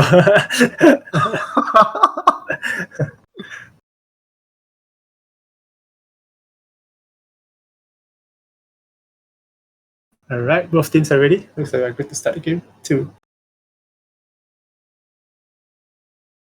All right, let's get into it then. Hold on. Let me see if I got this right. All right, 2 minutes delay.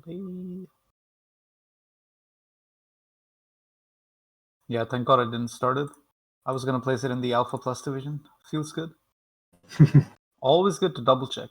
Yeah.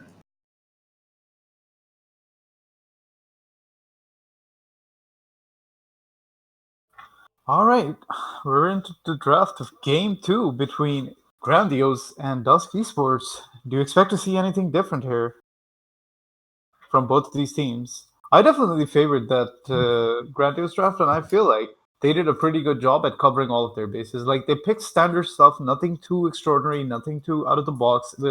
Everything that they picked was in their comfort zone. Their players played it comfortably, like it's in their comfort zone, and yeah, it's in the meta as well, isn't it? Like, we know that Keo plays that Juggernaut. I have an issue. I can't join the lobby. I can't join the queue. Oh, did I disconnect?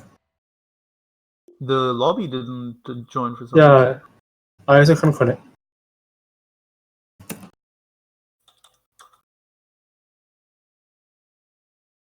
I'm not sure why. We'll start again. We're back in the lobby now.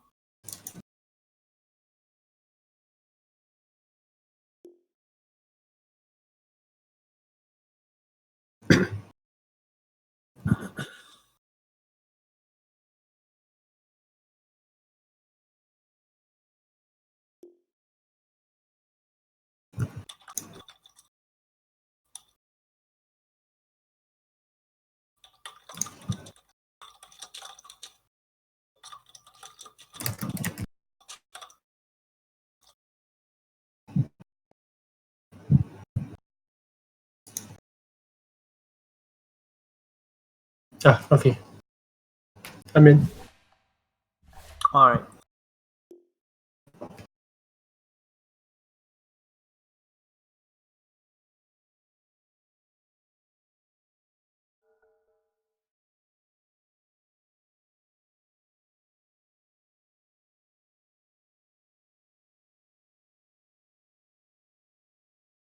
All right, ladies and gentlemen, welcome to Game 2 between Grandiose and DsK Esports. I am joined by my co-caster once again, Mr. Rohan. Hi, and I'm joined by.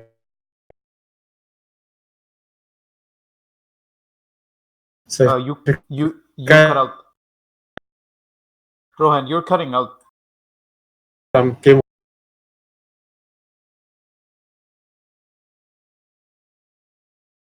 Hello? Testing? Can you hear me? Yes, now I can hear you. Alright, How are you okay. doing today, Rohan? I'm good. It's an interesting game. All right, Yeah, what are we're seeing the your same kind thoughts of bands from. Yeah, the bands are same. All 3 heroes from both sides. In the same order, same 3 heroes. So hopefully the picks are different.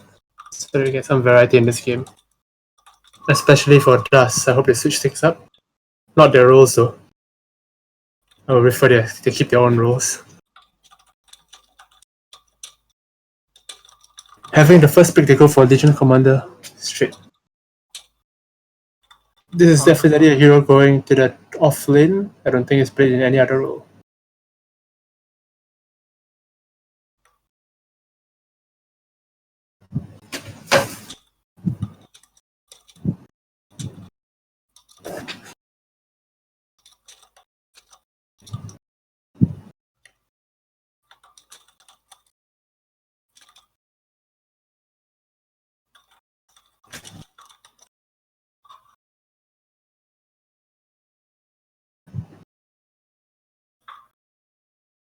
All right. So the Legion Commander coming out from the Grandiose, you're absolutely right about the fact that it will go in the off lane, won't actually end up going into any other lane, and does not actually fit into any other role. So, yeah, this is actually one of the comfort heroes. I wouldn't be surprised if Clay God picks it up. Like, this is one of the heroes that he has played like over 400 times. So Wow, that's a lot. that's a lot of dedication right there by Clay God. So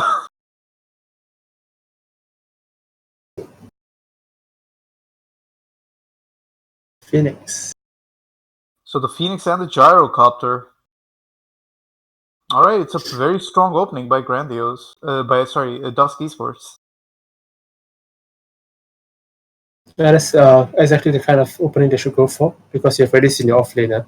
So you can pick your carry there. Yeah, the Phoenix, like a very versatile hero. The egg is going to be a constant problem for Grandiose to deal with, and yeah, like the fact that he can use his spells later on in the egg as well are going to be like really problematic for Grandiose. It is followed up with a Lina though. Do you really think it's a good idea to pick a Phoenix, given the fact that the Legion can give his second to any heroes and they can kill the egg so quickly?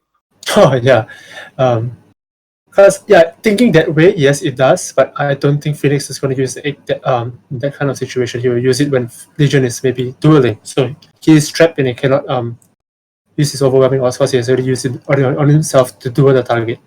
So egg afterwards. So while he's before he does this egg, he can also use his fire spirits to slow down the attack speed during the duel. And also maybe he'll buy the vessel, so Legion Commander won't have so much lifesteal and heal during the duel. Or he doesn't even have to commit the egg. Using the Sunray both heals his ally and also damages Legion Commander in the duel. But he needs to watch out for the Lina because Fiery Souls is going to increase attack speed on the egg. So if he doesn't use the egg during the duel, then they have press the attack and Fiery Souls to watch out for. The egg will just drop very quickly.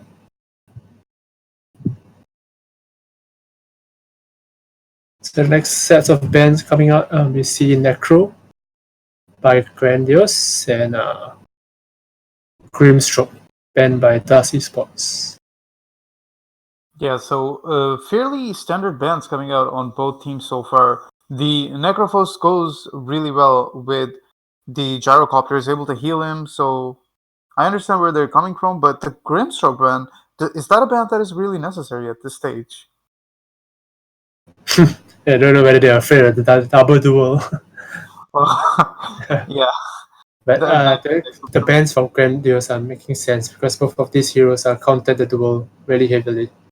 Yeah. Like you don't want to lose the duel just to a Reaper or get blocked by Cold Embrace or Curse. Yeah, you definitely don't want to get like double Light Striker aid with the Grimstroke ult as well. So Sorry, double Light Strike away from Grimstroke? like if the Grimstroke double ults the Gyrocopter and the Phoenix, and if the Lina casts Light Strike Array on one of them. No, it doesn't work that way. So only targeted spells gets multiplied on both sides. Since Light Strike Array is a ground target, it doesn't hit on two units. Oh, okay. But the difference is like a Burrow Strike. So Burrow Strike is a point target. Oh, speaking of that, we get Sand King. So if you Burrow Strike, I think it hits both targets. Okay, so they saw how the Sand King was like such a problem for them to deal with in game number. Do you feel like it has a good interaction with Phoenix and Gyrocopter? Yes, but also in game 1, Sand King was picked after Lina was picked. So I think it's also some kind of a deny pick there. You do not want the Sand King and Lina to be in the same team. So Sand King can also offer like whoever is hitting the egg, you can stun from a long distance and interrupt, saving the egg, keeping them there for a duration and a follow-up stun if the egg successfully managed to land, adding more stun in that area also. With Rocket Barrage, Homing Missile, Call Down, Epicenter, a lot of magic damage and teamfight coming out from DsK Esports this time, unlike their first draft. They're focusing more on teamfight this time around instead of going for the split push.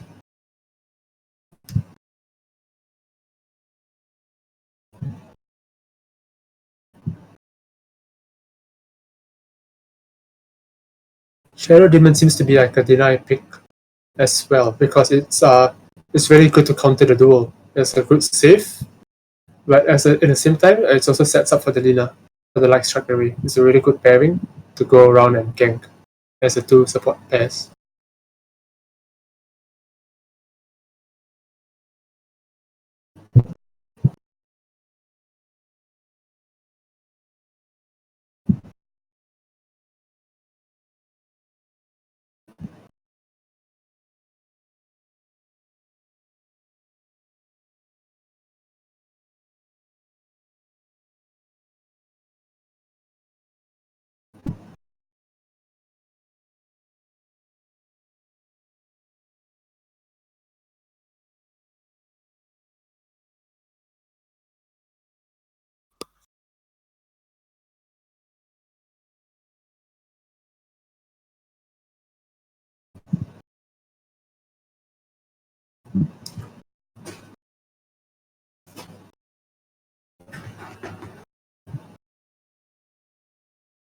I was thinking why the ban the Ogre Magni. But looking back, I think they're pretty scared of the Bloodlust because that's another thing that can add to the attack speed to hit the egg. Yeah. Like the Bloodlust is like interacts so well with the Lina as well. Like, yeah, imagine a Bloodlusted Lina with the Legion second. That would be such a big attack speed right there. So yeah, the Lion pickup by DsK Esports. Yeah, it's a standard pause 5 there. Or could it be going mid? Yeah, Nick does play mid, so it could be a flex pick. Yeah, could be really just that Lion actually deals really well with the illusions created by Shadow Demon. You can remove that instantly with the Hex and Mana Drain. I like this Lifestealer pickup on KO though. Like this is going to be. I feel like they're going to be able to secure his lane easily with the Shadow Demon, and yeah, he'll be able to farm pretty well here. Counters a lot of the damage that is being dealt here by the Gyrocopter as well. So yeah, not just that, he can use Rage and hit the egg. Yeah, exactly.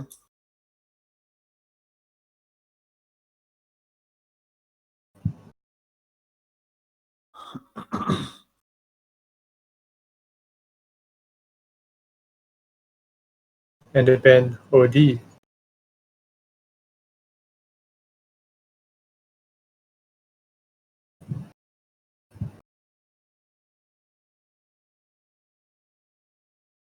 I was thinking they would pick up the OD instead, because OD is a really good save.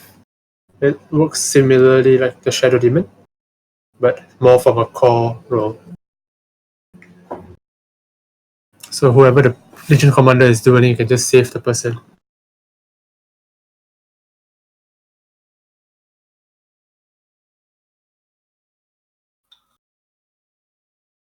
Do you think there's a respect ban coming out there for the Kunkka? Or is that just a counter to Invoker? It could be both. It could be a respect ban and counter to Invoker, but like yeah, like it definitely opens up like the Invoker pick, and they definitely pick it up on. I'm not sure if Nick plays in Kunkka though.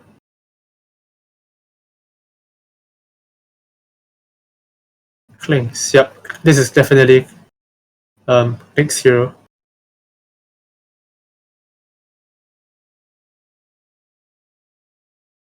Both of them playing the signature hero. G on his Invoker. Yeah, G on his signature Invoker. It will be really interesting to see who wins the matchup between the Clinks and the Invoker.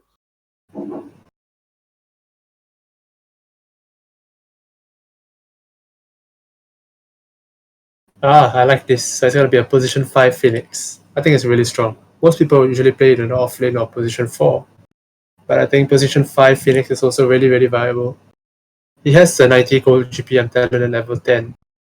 So once you reach that level, you can just do your support duty as well as you offer good, very good team fight potential.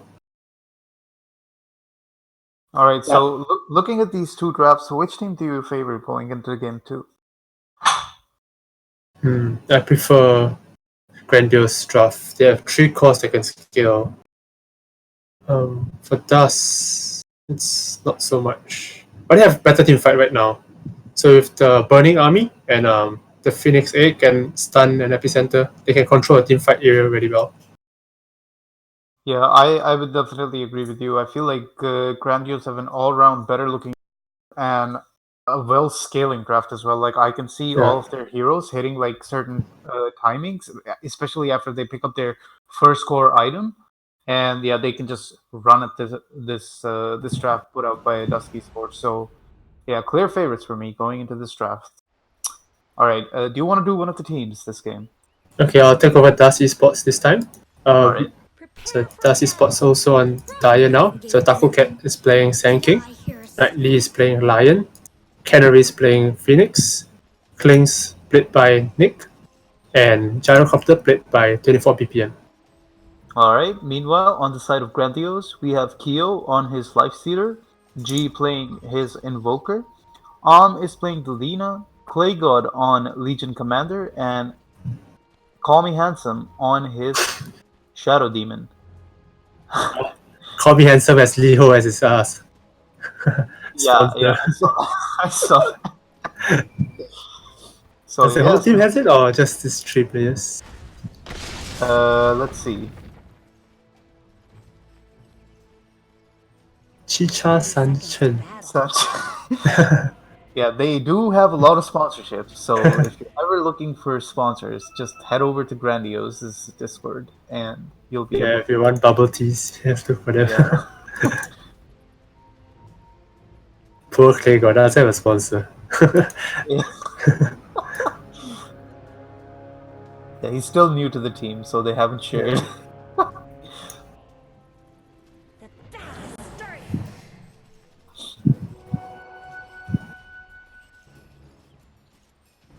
Two runes each. Yeah, pretty even so far. Not much contest going on this time.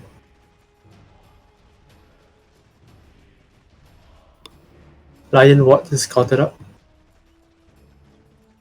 You see that he has a pair. This is a really dangerous ward played by the Dire at the bottom side. Because Sand King, being a Sand King lane, you have his own sentry. He might deward that easily. Oh, 2-man stun. Follow with Lion 2-man stun. But as he was right clicking, he took a lot of damage on the quick wave instead. Yeah, he's still taking like a lot of damage. He needs to be a bit careful here.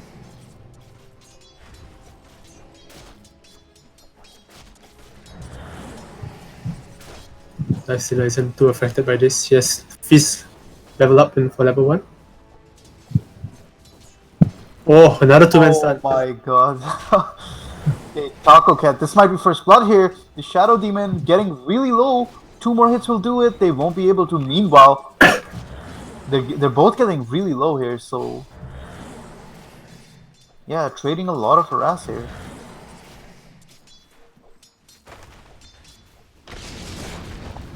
Oh no. Oh no, another stun. Going on Kyo. Kyo One needs more to hit. really careful. Nice, he got it. Oh my god. He's blocked by the creeps. Oh no, Shadow Demon is gonna die for that. He got 5 stacks off, but he's dead. He can't release poison. That worked. That worked. Doesn't die. F 130 health. Solves up. It's fine. Looking over the mid, G has 11 last hits. Clinks Yeah. has 8. We also missed a kill by the gyrocopter on the Lina here in the top lane, so things going really well for them in both side lanes. DsK Esports. And look at the gyrocopter getting really low again. Will he die here? That's the question here. Oh. They're putting a lot of harass onto him, but he actually... He has 5 tangos and he's purchased herself. Oh, the stun connects! Is dead. Oh my god. That was max range stun. Really good.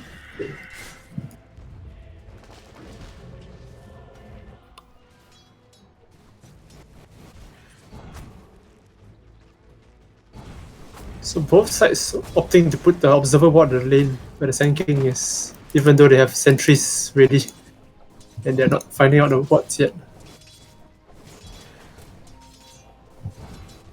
No.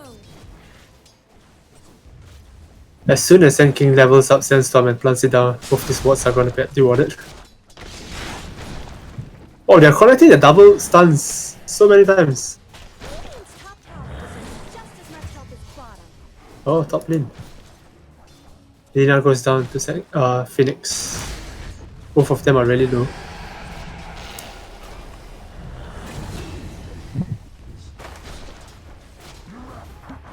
Missing out a kill there on Sand King. Lifestealer picks it up.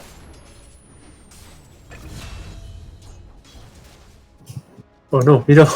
I didn't see that. Sunstrike coming out, I think. Killing off the Phoenix. Oh no, kills happening everywhere! Lion kills off Shadow Demon, who was really low and was hanging around.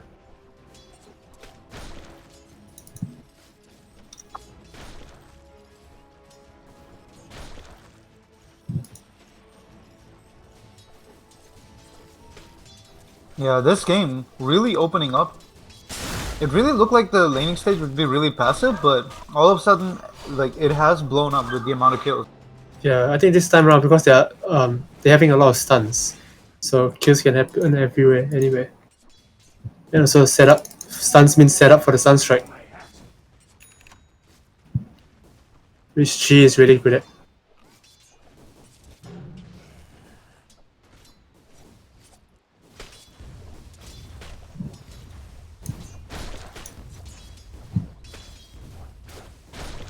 Homing missile use on Legion Commander. Oh, LSA connecting on 2 heroes, stopping the aggression. But Lina is taking most of the damage now.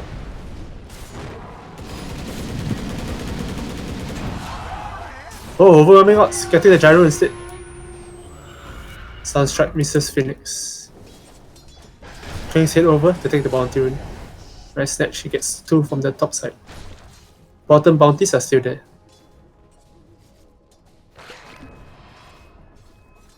Both these supports do not realize bounty runes are there. Okay, they're going for it now. Seems Lion seems to be faster.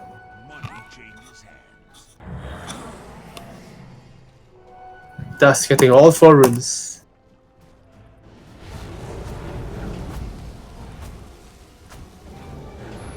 The top last hits are top 3 is Grandiose at the Genesis. moment.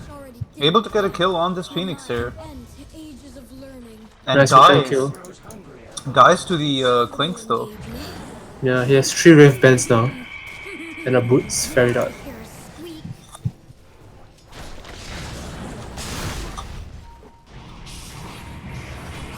This is one of the few heroes who can match up with Invoker's the Quas Exalt, Quas build. Not Quas, sorry, Exalt, what am I saying?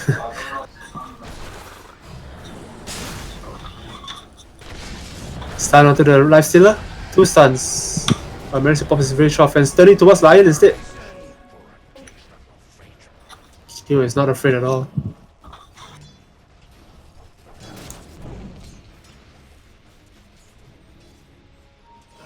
Kings has rotated down. He has Burning Army. Lifestealer is not level 6. They see Klings, and he uses his ulti. Tower isn't going to last long. Wow, kill. It's going in.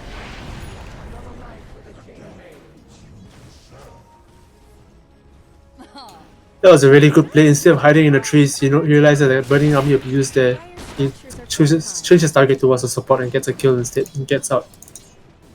He pops the Shrine and is back to full health. He can go back to the lane and continue farming.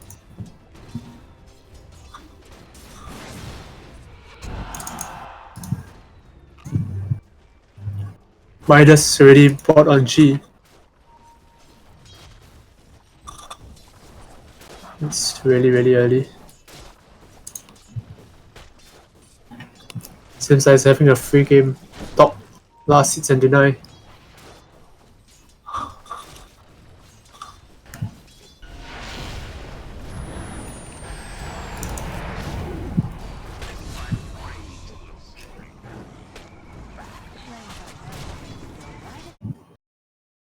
Sentry drop. Power strikes up. Oh, didn't manage to juke the LSA. But it's fine, he's making out there. This sentry just misses the observer ward. Are those cracks in Dyer's top tower? Over at top, Legion is playing very aggressively, gets stunned under the tower.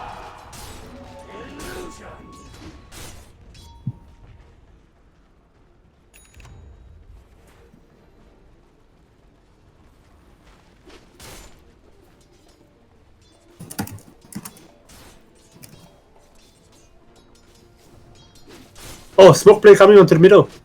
G is not aware of this. Burning Army use, hexed up, is dead. Killing spree.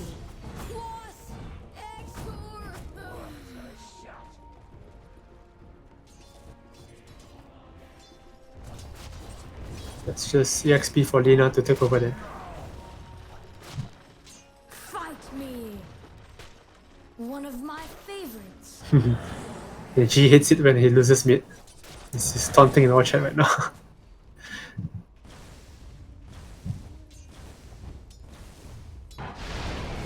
Call down, use the top. Legion goes down. Dyer's bottom tower is being chipped away.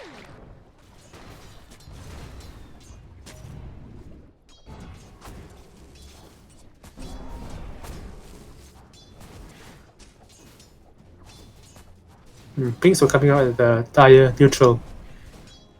They see a stack right there. They know that perhaps later and Gyro can clear the stack easily.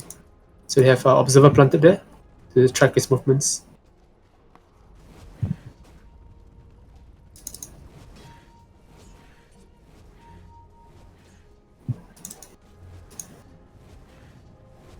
Pinks are also coming out at top. The supports are seem to be looping around. 10-minute runes, picks up by Lion. Invisibility. Not much good. DsK getting all 4 rune again. Tower.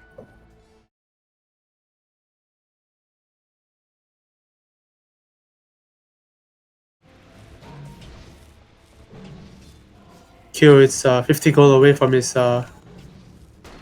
Midas. Seems like 2 cores are getting Midas. They do have the scaling big game though.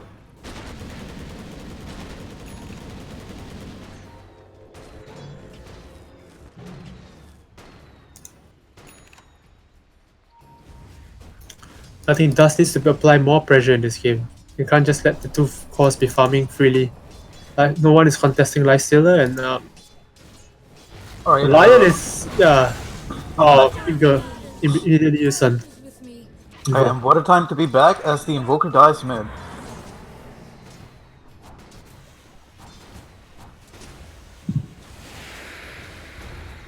Alright, so once again, like 11 minutes into the game, this game looks like extremely even, just like game 1. Who do you think is hitting their timings earlier? Dusk or Grandiose? Grandiose has 2 Midas picked up, so Dust needs to be making more of these plays if they want to keep up to the late game. Yeah, meanwhile, they're going in this mid lane. LSA misses. Sunstrike misses also. Misses as well. Oh, they used the light strike array. He will be able to survive Lion. here. Lion also able to survive. Okay, so the light strike array used to no effect.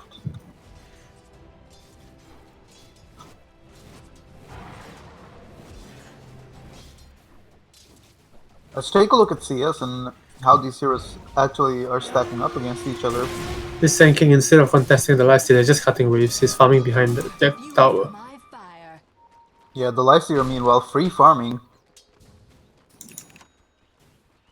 Top of the net worth again, just like game one. He's pretty happy. He has his Midas now. He can just farm the lane as well as push it out and farm the neutral.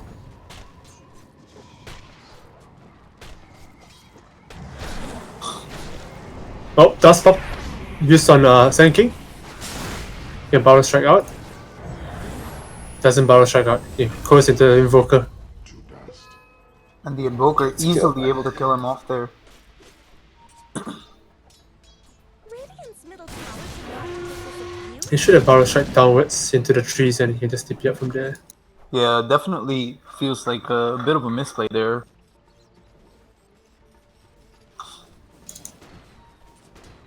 Klings is getting an Arcane mix. Legion is getting Bling. It's just 300 gold away. Lina is dead. He's trying to help the Legion, but he's already fine. He's out of there. Legion will be heading into the triangle, which was stacked earlier. Triple strike stack. On both camps, wow. There's definitely a Spring Dagger. Meanwhile, bottom lane, they get the kill onto the Shadow Demon.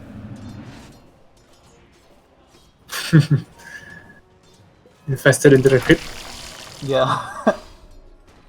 He gets out, it's fine.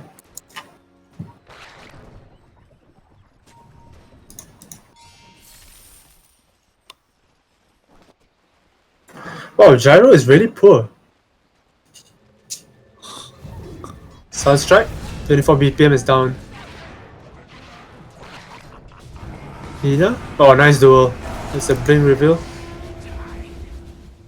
Phoenix Yeah, gets out, when it's you have a fine. Legion on your team, you definitely give it to the guy who's played 400 games on it. And yeah, like Clay God doing a good job so far. Already has the Blink. That was the Blink reveal as well. So you lose Keo, but you do end up gaining 2 kills for that, including the Gyrocopter. So I wouldn't say it's the end of the world for Grandiose, right? It definitely hurts Dust more because their carry died, Gyro. And he doesn't seem to be having much farm also. He just completes his drums. Dire's bottom tower is under attack. It's not looking good because all the other cores of Grandiose already have their big items. Even Invoker is almost finishing up his Arcane mix. Yeah, and Lifestealer already has like 2k gold on top of the Hand of Midas, so yeah. Immediately ulted by the Gyrocopter while fighting for the rune. Does get ulted by Clay God, able to get the kill. Will they chase for more though? Out comes the Phoenix Egg. This is actually looking like a good egg. Oh no, Lina built. Double kill. Nice kill. They managed to get it. Yeah, they managed to get the egg, but they end up losing the LC and the Lina there, so it's a 3 for 2 there. But once again, like you're right, this Gyrocopter just not finding any space on the map to farm at all. So yeah. But the space has been given to Klings, which is 7 and 0 up. This is on him to carry this game right now. Tower. Radiant's bottom tower is under attack. It looks like Dire fortified their structure. Radiant's bottom tower's got problems. They're beating on Dire's top tower.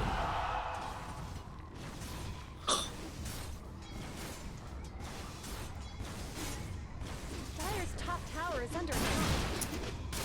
Radiant's middle tower is under attack.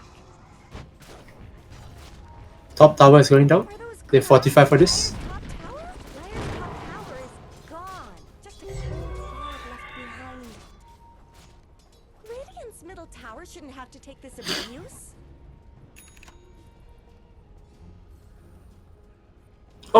What? Lion already has his blink. That's really fast. Nightly position 4 is really scary. Oh, but he gets blink and duel together with Sunstrike. He doesn't die thanks to the fire spirits. Legion could not land another one more right click attack. Dusted.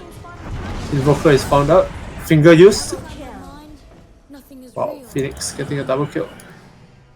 3 stacks on the Lion already on the finger damage. Yeah, this could be problematic for them going forward into the game for sure. Like every time he gains the stacks, he gains like so much bonus damage, you know? Already up to plus 360. Not much good's happening to Radiant's bottom tower. Radiant's bottom tower is no more. Dire's middle tower is under attack.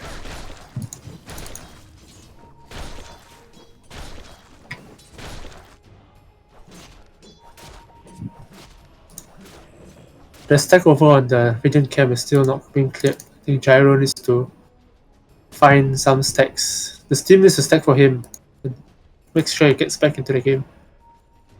Right now, the Lion and Sand King has more levels than him. 1 level higher. Yeah, they've completely shut down this gyrocopter, and this is a big problem here for DsK Esports. Like, their win condition is the farm on the gyrocopter, and if they cannot get him farmed, then they will find it really hard to go against this Lifestealer the later this game goes. Their structures. Dire's no fortified their structures. Dude, the Lifestealer is like so close to Radiance already. Tower could use some help. I'm actually like very impressed by the farm of this Lifestealer. Sure, super high. Radiant's middle tower. Oh no, Phoenix. Nice kill. Double kill. Oh, Lifestealer stepping into the middle of this. It's insane. You don't want to be here! Oh my god! It's And not they a lose safe the place. Lifestealer as well. He didn't see the burning army, underestimated it. Radiant's middle tower is under Alright, so That's losing your top net worth hero. Giving 3 kills over to Nick, which brings him up to 10 and 0. That's beyond Godlike streak. yeah, that is a bit of a problem Radiant's there. bottom tower is under attack. G dice as well. It's the highest level on Grandiose. Having the Midas is able to keep up with Kling's levels. But Kling's has his Arganium completed. That's why they were able to deal so much damage in that fight. Smoke play coming up. Kling's with his 2 supports looking over to head to the Invoker. He TP'd bottom for this farm. You won't see this coming. Blink Hex is dead. Finger? Oh, didn't finger. With me. Yeah, I should have fingered there for the extra stack as well. Yeah. Not much good's happening to Radiant's bottom tower. Alright, That's 20 really minutes disgusting. on. There's nothing you can do there. Blink Hex and Kling's follow up. Radiant have fortified their structures. Alright, so the Klings is definitely coming online. He's keeping pace almost with the Lifestealer as well. So they will be able to get this tier 2 in the bottom lane. Tower has fallen. And this opens up a lot of space for them on the map.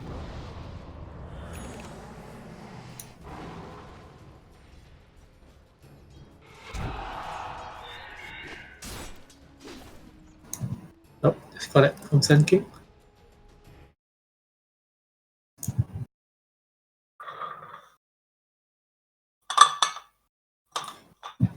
Legion has Blade Mail now. It's going for BKB next. Lina is completing her Aether Lens.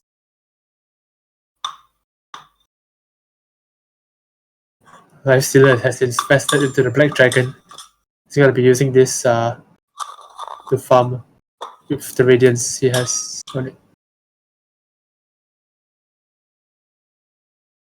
Who do you think scales better into the late game, DsK or Grandiose? I would like to say Grandiose because you have Legion Commander.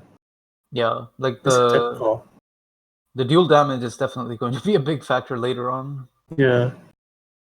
Because he's gonna look for either the Klings or the Gyro to duel. And if you can take one of the cores, then you only have another core to deal with. With the blade mill as well, it's going to be like a big problem. And I do feel like he is lacking a bit of damage though. Like only 20 damage, like 20 minutes in the game. I think he was unsuccessful getting The the duels kill. No, he got a duel, but it wasn't enough for the kill. Like there was a few times even Sunstrike was followed up whenever duel was used, but he was unlucky to finish off the heroes with a few health.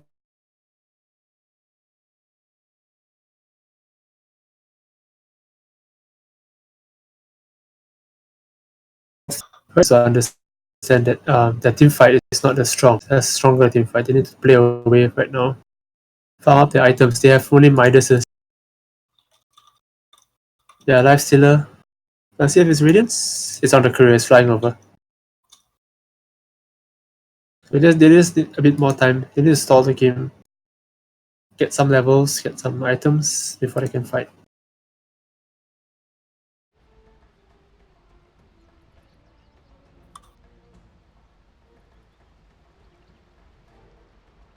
Wow, even Phoenix is really farmed. It has 2k gold on the position 5. Yeah. What do you think he's looking at building? Like probably like a 4-staff or something? Yeah, a 4-staff. That's in his quick buy as well, so. Don't you think it would be better if he went for the Whale of Discord? A Veil of this has already been purchased on Sand King. Alright, so they already have the additional damage coming from the I was Whale. thinking you should have completed this vessel though. Because Life Stealer, Legion Commander, they all have a lot of heals. Even Invoker on his quest. Yeah. Why do you think that Phoenix should get a 4-star? I feel like in duels, if he 4-staffs the person, it gives him better chance of surviving, especially like given the fact that this Legion Commander opted to go for a Blade Mail, right? Which means that additional damage will be taken in every duel. I also feel like if, for example, they're in a team fight and they feel like it's not going to go that well for them, and that 4-staff could be the difference between one of their cores dying or actually surviving. So that's why I think that the 4-staff, it's an item which not only will help him, but will help his team survive. Yeah, true. I think it's a good tool for Gyro to save Gyro, because right now he doesn't have his BKB. And I don't think he wants to rush the first item BKB. Maybe he wants to get a farming item first. Yeah. Maybe a Aghanim or a Maelstrom. The Gyro is definitely struggling, for sure. Yeah, he's getting targeted in all these fights, so getting a 4-staff to help him out might be useful. Yeah. But it's not an item commonly built on Phoenix. I think it's choosing this route to help his support. I mean, it's carry. The battle resumes. Oh, he changed. He's going for Aghanim instead. Alright, the Lion in a lot of trouble here as soon as the repause. Oh That is my dead. god. He dies. Radiance. So Phoenix is going for Aghanim, so that's really nice. You can save someone from the duel. Yeah, I like this choice as well. Or even Cataclysm, because you can see that coming.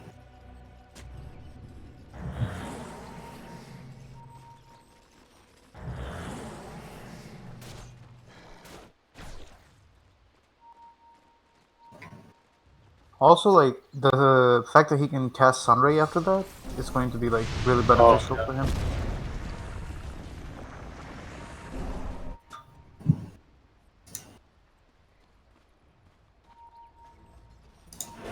I think this is Klings. Yep, Klings Alright, is so out comes the duel.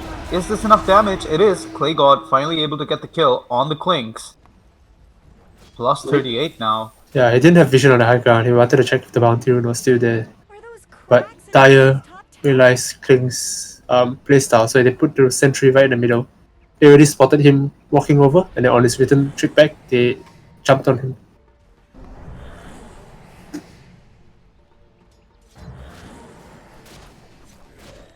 So similar to the first game, we realized we saw that the Radiant supports, they've prioritize really heavily on these sentries. You can see the map is always littered with a lot of sentries, so that not just because Klings is present in this game, but also to DWOD, to not let them put any deep vision or any vision at all.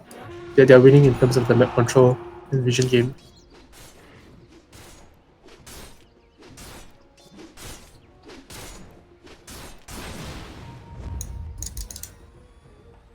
Oh, Yasha being ferried out to the lifestealer.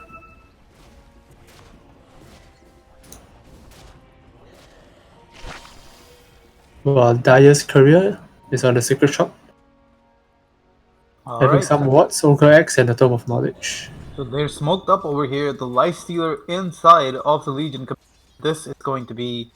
If they catch someone, he's instantly gonna die. Okay, so they're actually waiting here. I think they understand this. No one is showing on the map. They are playing on the high ground again. And they guess Both the wrong teams side. actually smoked up. Dusk They are should- smoked up as well. Will Dusk be able to find anyone? I think they will. This Shadow Demon in a lot of trouble. Nice Shadow figure. Demon dies. But you know what? That's not the worst hero to lose after a 5-man smoke gang. Yeah, I think they already knew they were there. It was on point, ping something up kill. Duel onto the gyro. Gyro is dead. The Gyro is dead. Not enough for you.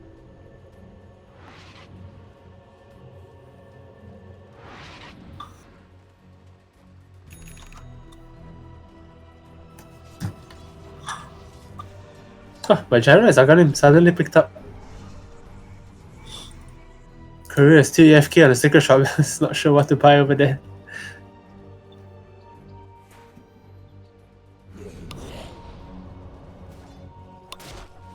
Oh. Oh! Hex onto Lifestealer. This Lifestealer in a lot of trouble. He's dead. I quench my eyes in your blood.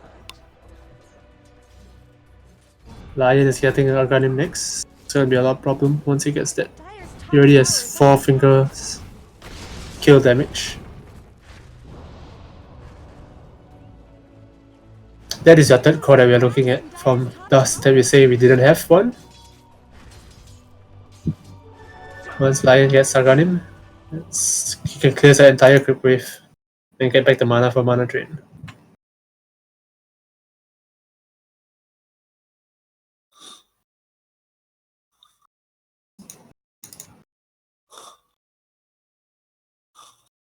Lina is opting to go for a Shadow Blade instead of use this game.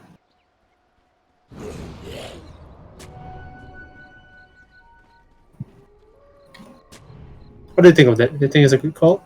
Get Shadow Blade? I mean, I personally would have completed the use, to be honest. Yeah, I prefer the use also because it's like you can dodge the Yeah. homing missile, you will survive from the burning army. Yeah. Even like the damage from the Sun King. Yeah. Because going in Vis, they're just gonna dust because you have invokers who has Ghost Walk also. They will be prepared for that.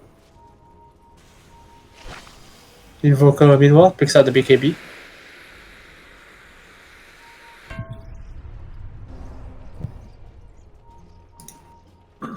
Gyro is getting his BKB from himself also. He's catching up pretty nicely.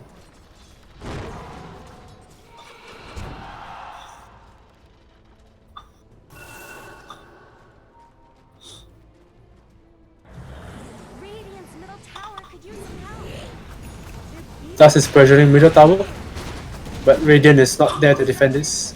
Snow fortified. They stall with the glyph, but I don't think they're coming back to defend. They are trading for a top tower themselves. They managed to get it faster. Has fallen.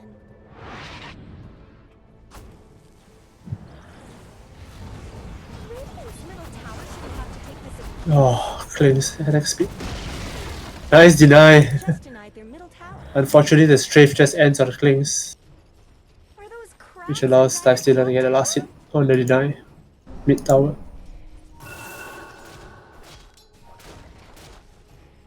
So in this game, who do you prefer? Which draft has better?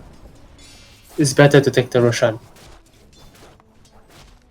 This game, I definitely prefer the draft on Grandiose to take Roshan. Simply because of the fact that Invoker has Alacrity, and they have a Legion Commander with a press the attack as well. So it's those two spells on their own are like really good for buffing the Lifestealer and actually making sure that he takes Rosh very fast. So I like Grandiose chances of taking Roshan. Yeah, and Klings didn't build a medallion or orchid this game, so he's getting her hex now. So usually, if you get that items, maybe Deso or medallion, as mentioned earlier, it's easier to take down Roshan. Not this build. Yeah. Unfortunately, Skeleton Walk the army do not hit Roshan as well. But they have good tools to defend Roshan. They have the Egg, the Skeleton Army, the Call Down, Epicenter. So even though Grandiose is a better lineup to kill Roshan, it's not really safe to do so.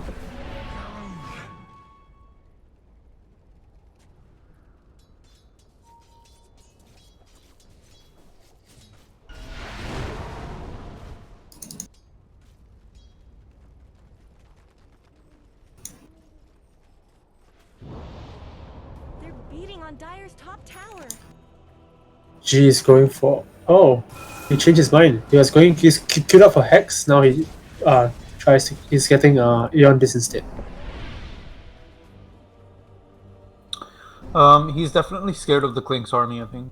And he wants to be like a bit more survivable in team fights if he gets caught out. So definitely not a bad idea to get the Aeon Disc early.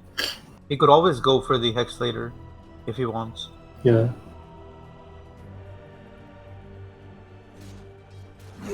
They're spotting out the sentry and they actually set for it.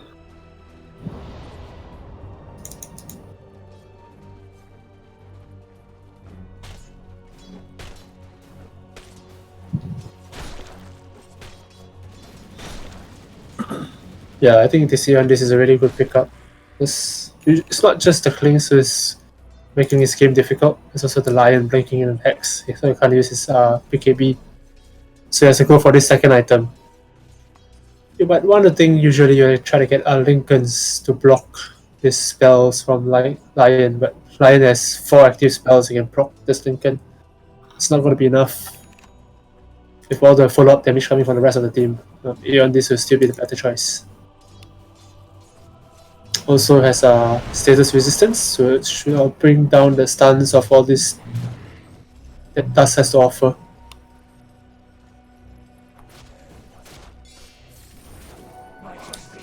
Dusk is playing the vision game much better this time around. They have 4 observer wards planted, and they are all not being found by the Radiant.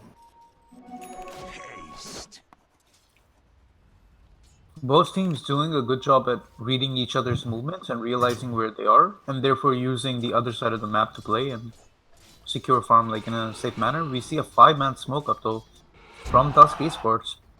Yeah, but Radiant knows they're doing this smoke. They're going I don't think they spotted it out, but they are playing really safely on their own high ground. going to spot out the Shadow Demon. It's the same thing as the previous. He just ignores him. Like the Lions just literally ignored the Shadow Demon. Yeah, it's not a kill that they want.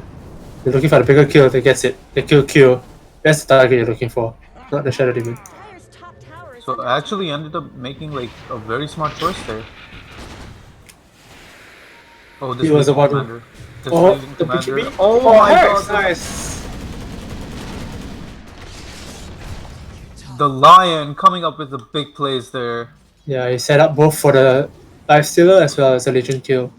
Yeah, props to the Lion there. Like, yeah, like he made absolutely the correct choice. I thought he actually made a mistake in avoiding the Shadow Demon, but he actually wanted to go for the bigger kill. Spotted the fact that they could kill Kyo, and they end up killing the Kyo. Then in the top lane, hexes the Legion Commander and stops his teleport, and they're able to get another kill. So 2 cores down on the side of Grandiose. Now Roshan is looking much more favorable for the side of DsK Esports, and this will be pretty much a free Roshan. There's nothing you can do on the side of Grandiose. You cannot contest this without your core Lifestealer, without your Legion Commander who has the duel and the Blade Mail. How do you actually contest this? G throws out the Tornado, but is it really enough? No, it is not. So 24 BBM, the recovery mission is complete now. 14,000 net worth. So I mentioned just now, even though Dust didn't have the lineup to take Roshan efficiently, but they have means to protect it. But Grandiose on the other hand, they can't really protect Roshan. So throwing out a Tornado and EMP is all they have. Yeah. And that is the good thing about Dusk's draft. Like, even if like they lost the early game really hard, right? Like because of the fact like you look at these spells, they're such good defensive spells. You can definitely defend your objectives like towers and Roshan, and they have the mechanism to come back in the game, which is happening right now. Like you look at the early game that this gyrocopter had, there didn't really seem to be any way back for him, but he's straight back into the game. Has Roshan, has PKB, has Axe now. So Not just that, Crimson is being built on Sand King, it also has a pipe. So there's all these teamfight items. yeah, Even Phoenix has his Arcanum completed. And Force Staff is in his stash. So they have a lot of defensive items right now. Ghost Scepter have been picked up on the Lion also. Blinks is getting closer and closer to that Hex as well. Yeah, seems like a free tier 2 towers on the top lane. Radiant, on the other hand, is going for the bottom tower. Okay, so they're looking to make this a trade.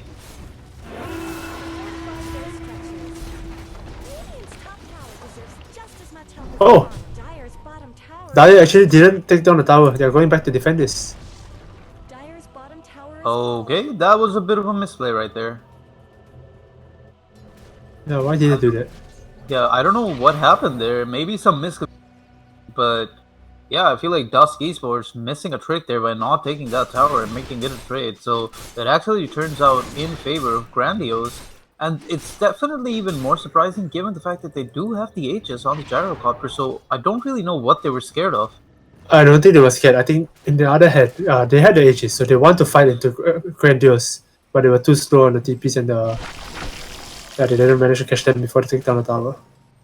Missing out the opportunity to take down the tower themselves. I definitely like this Assault Cuirass being built by Kyo. It's going to help like buff up his team and make them a little more harder to kill, so... Yeah, this burning armor is wrecking his whole team, doing so much damage in all this team fight. Invoker already has like the Aeon Disc now. The recipe in his stash. I hope he doesn't buy a second one. He's queuing up a second on this. Yeah. They do not stack, Mr. Z. He just wants to be safe. Better safe than sorry.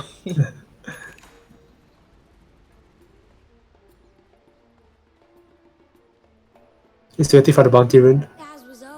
Yes, he uses Midas as well. Soft cooldown. I'll take your Bounty.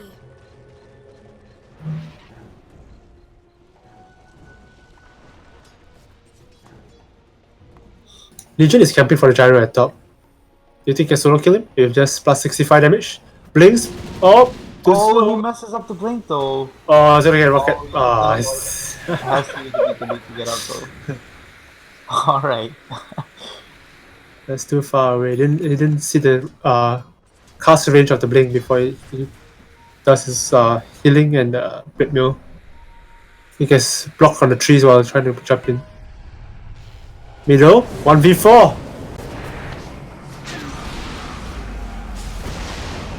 Oh, Rage expires. Sanking stuns. Cataclysm not doing too much work there. Wow, Lion. Oh my god. Blink Hex Finger. Out of mana, but he gets the kill. Gyro is just manning up because he has Aegis. It's fine if that egg use.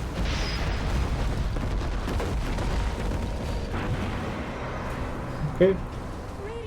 That was just a zoning epicenter while they focus on the tower. Tornado, Clinks is clipped by it. Almost dying there. One more hit, tower goes down. This means shrines are open. Yeah, they need to back out right now. Yeah, everyone is very low. Clinks has no health, no mana. He can't do much. If not, he would have taken the Rex himself. Oh my god.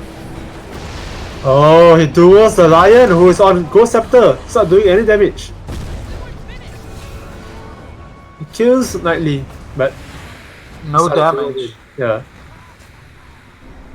And if you want to dual support in the late game, you need to go for the core. Quick Alright, reaction by Nightly to activate the Ghost Scepter, buying time, not to That give was away the dual damage. that was actually really smart there.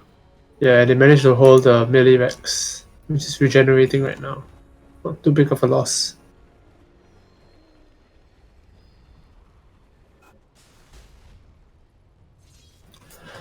Wow, Lina actually didn't get a Shadow Blade, so she gets the Arganium Scepter and completes the boost of travel.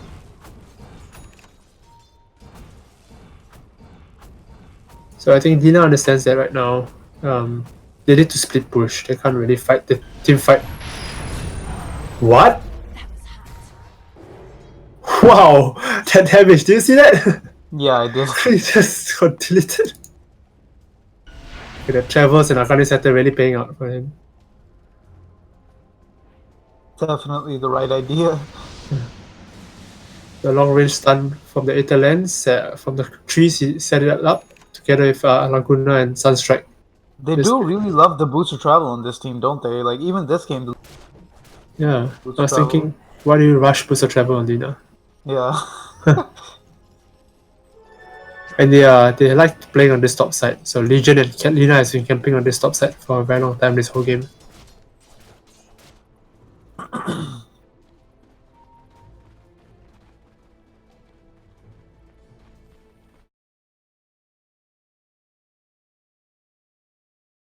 He's cutting trees all the way into the base.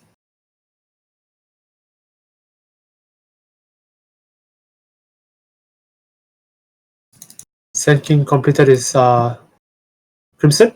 Lion jumps in onto the Legion Commander. Oh, PKP pop. I don't think that was necessary. Blink Hex was used, Barrel Strike was used, there was no other disable. PKP goes down to 7 seconds. He's getting Silver Age here. Do you think that is required for the Legion Commander? Mid lane! Oh, mid lane. This lifestealer. Oh my god. Are those cracks in Dire's Hex is a real big issue right now. What do you even do to counter it? Like, is he going to build a linkage just to counter that hex? Lotus would be another good option, or even this, but I don't think as Lifestealer you're getting both of these items. Your support needs to buy them for you. So Shadow Demon is getting a Silver Age. Ghost Scepter himself. Not sure who's in charge of buying the Lotus this game. Okay, that's good. At least Legion Commander is not getting the Silver Age. He's getting a Satanic instead. The status resistance is would be much better for him.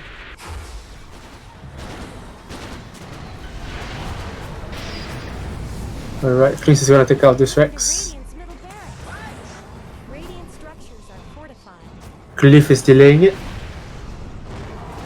That's inevitable. Oh. Oh. 2-1 on Lion.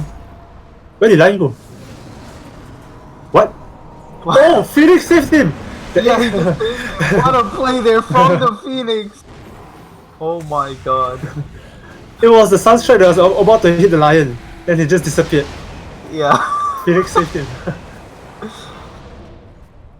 Wow, what a save. I was a bit confused there. I was like, map hacks? Hello? What's going on here?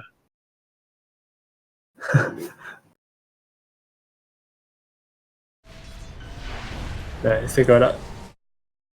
Oh, start with the Lifestealer! Oh my Another god! start! Hex, Another Lifestealer is dead. Oh my god, Kyo just dies. Oh, it's a really fast rotation there. All 5 collapsing onto the Lifestealer. So definitely some misplays coming out in the past few minutes on the side of Grandiose, and DsK Esports taking full advantage, killing Kyo twice in the space of 2 minutes.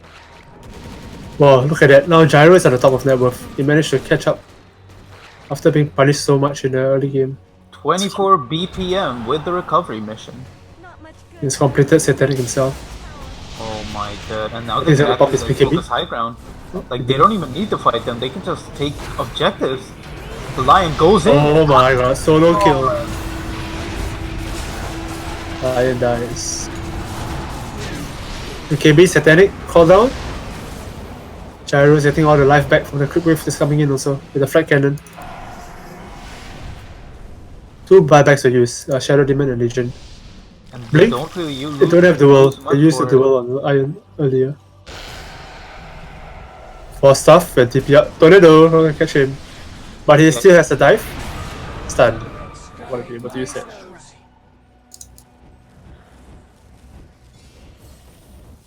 Invoker is still queuing up the second A on this.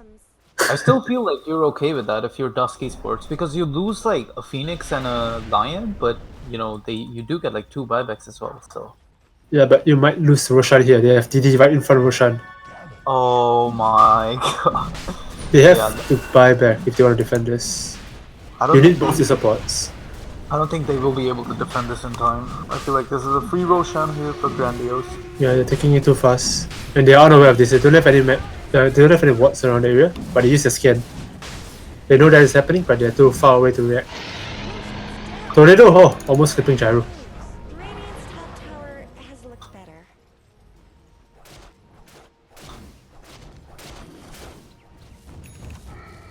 Gyro still has his face boots. Not selling that yet. And the slipper of agility. Alright. Sells both his shoes. It's getting a butterfly next. Mac on Sun King. I think he's getting Guardian Grooves next. Oh, now he has already got it. Lotus on Lina. So that was the Lotus I was talking about, picked up as support. So Lina is on that duty. So it's his job right now to protect the life stealer from dying that way. The initiation from Lion.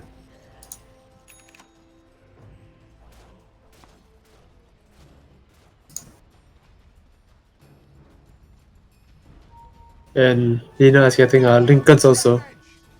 An additional layer of safety. So lots of defensive items were forced to be purchased on Grandiose because of this Lion, the threat that he possesses. Smoked up play from DsK Sports. Radiant's But Invoker is playing it really safe. Oh my god, this is going to be an easy Rax, isn't it? Like they have a double damage here on the Gyrocopter. How do you even stop this? Radiant's bottom barracks are ready. Yeah, oh my god, look at that melee barracks just melt, oh my god. There's just nothing you can do here. Yeah. Gyro is just toying around with them. He's just dodging every spell they throw at him.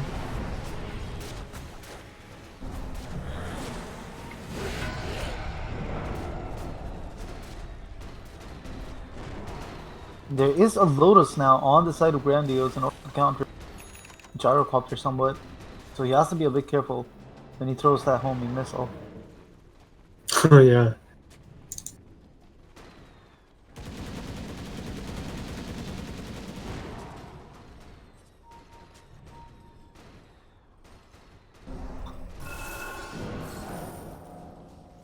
Lotus being used. So they give him the Lotus. Can't actually homing missile him now. So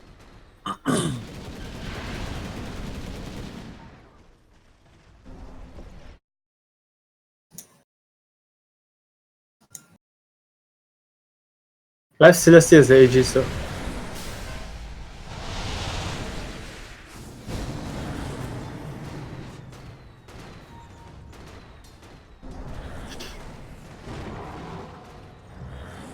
It's very difficult for Dust to go in.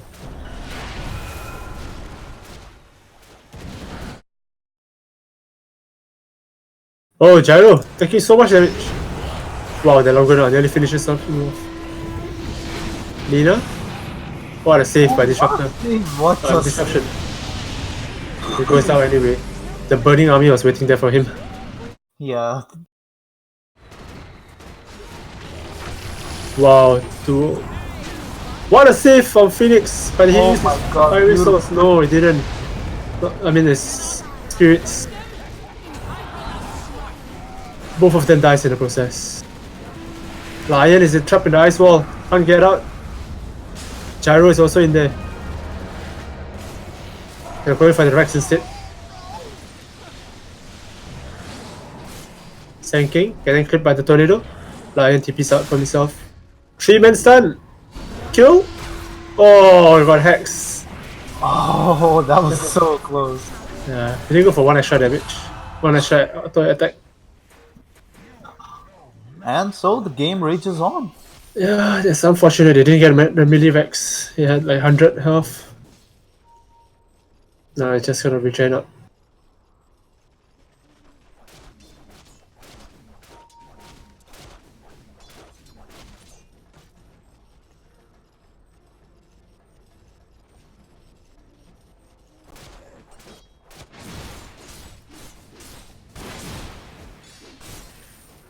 For my master.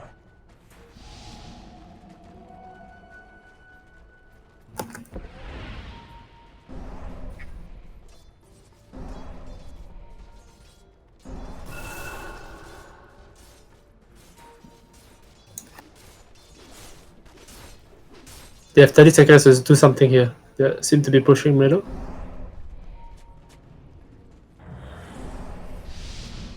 Life Stealer is getting a Nullifier queued up next. Arcane power.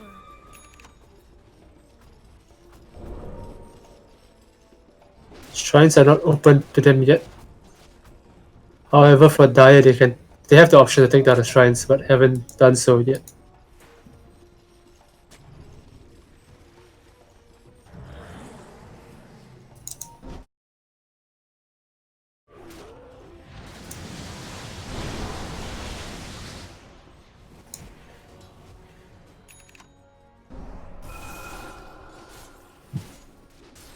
Invoker is queuing up Octarine Core next. He has a cheese on top of it on this. He has a lot of survivability with BKB as well.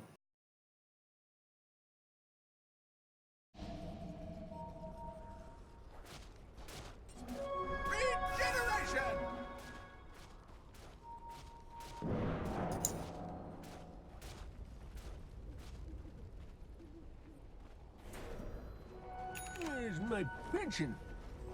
This will do nicely. G circle up the map at top side. They know there are some heroes farming in the area.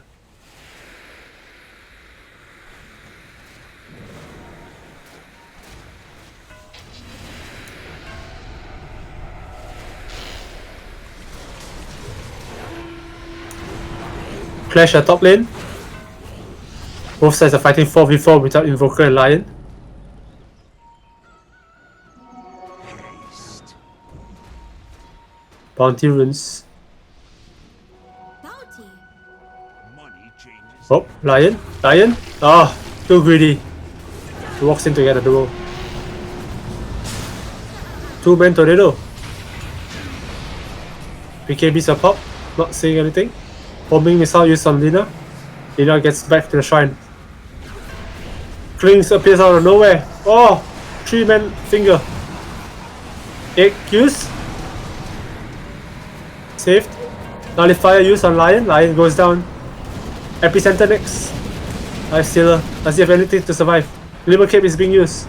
Still has a rocket. Oh, homing missile coming at him. Nice tornado catching everyone.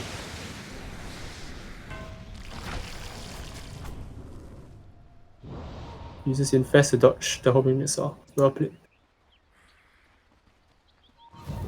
Dust needs to take down this shrine. I don't think they know that this shrine is available for them to hit. Now they're pinging it out, but Sanking is too slow to do that on his own. Bounty. They need a Klings there. As was owed. Invis on Invis action at bottom. Klings and Invoker don't see each other, but they were chasing for the bounty runes. Much help is bottom. Free tower at top lane.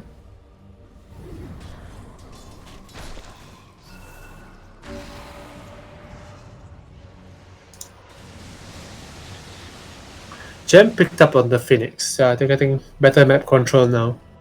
There's only one observer watch being placed by the Radiant over at the bottom side. And one more at the top. But I think this is gonna get dewarded soon. within range of Phoenix. They spots out that Roshan is in respawn. They're heading towards it. They have 30 seconds before Legion spawns, but as well for Lion to respawn.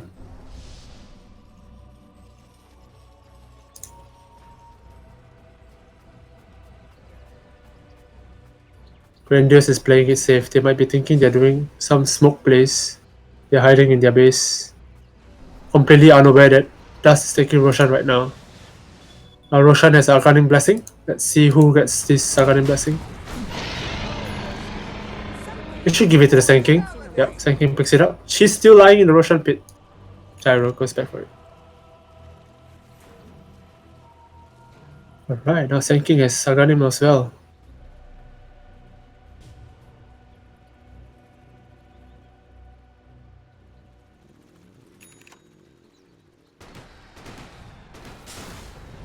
He's being rewarded for the only guy who's not buying Arcanim. The rest of the team already has Arcanim purchased by themselves. He gets the Arcanim Blessing for free.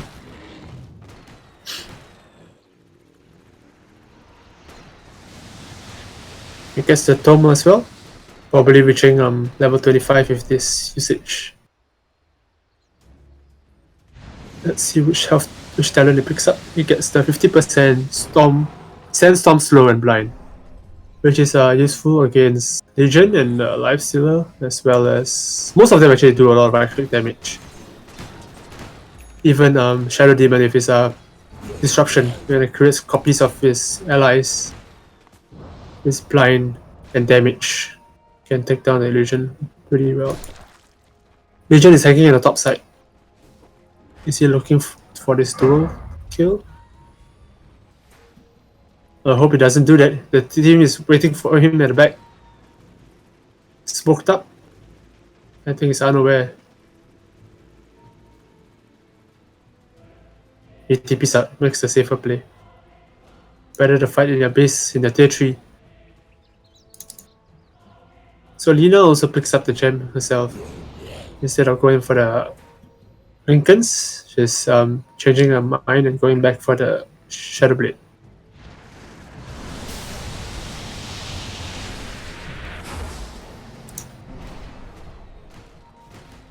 Octarine already completed on Invoker. Cheese has been passed over to the Legion now.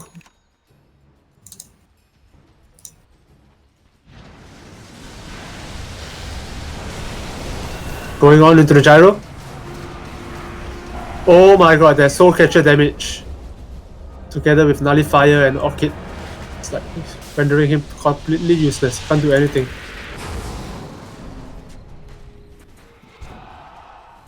Aegis easily burned there.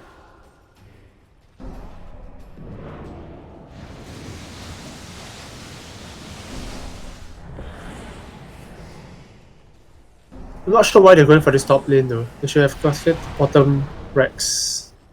There's no tower there defending it. This is a much harder objective.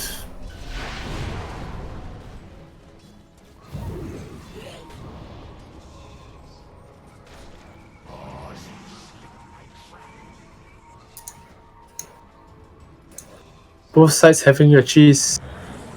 No Aegis, but they still need to be careful of the cheese.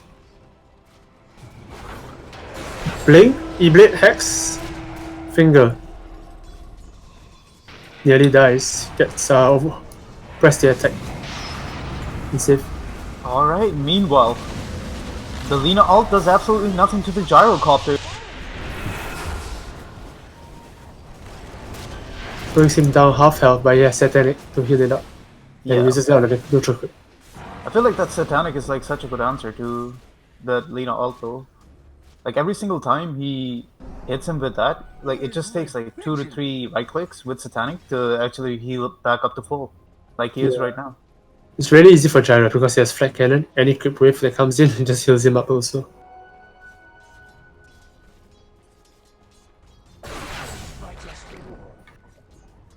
Alright, they managed to get top tower. Okay, now they have no towers defending the Rex. Grandiose is like forced in their base. They can't make much movements outside the base. They have the enemies. I mean, does have gem, and there's always a threat of Lion jumping in, setting up these kills.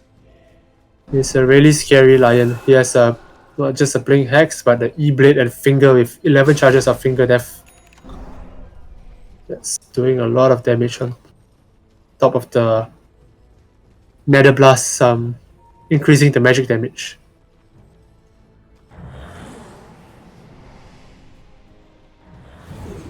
Alright, so DsK with a definite strong showing into this game too. Only have like one set of racks that they need to take in order to get mega creeps, and yeah, like I feel like Grandiose do not necessarily have the best lineup to deal with mega creeps.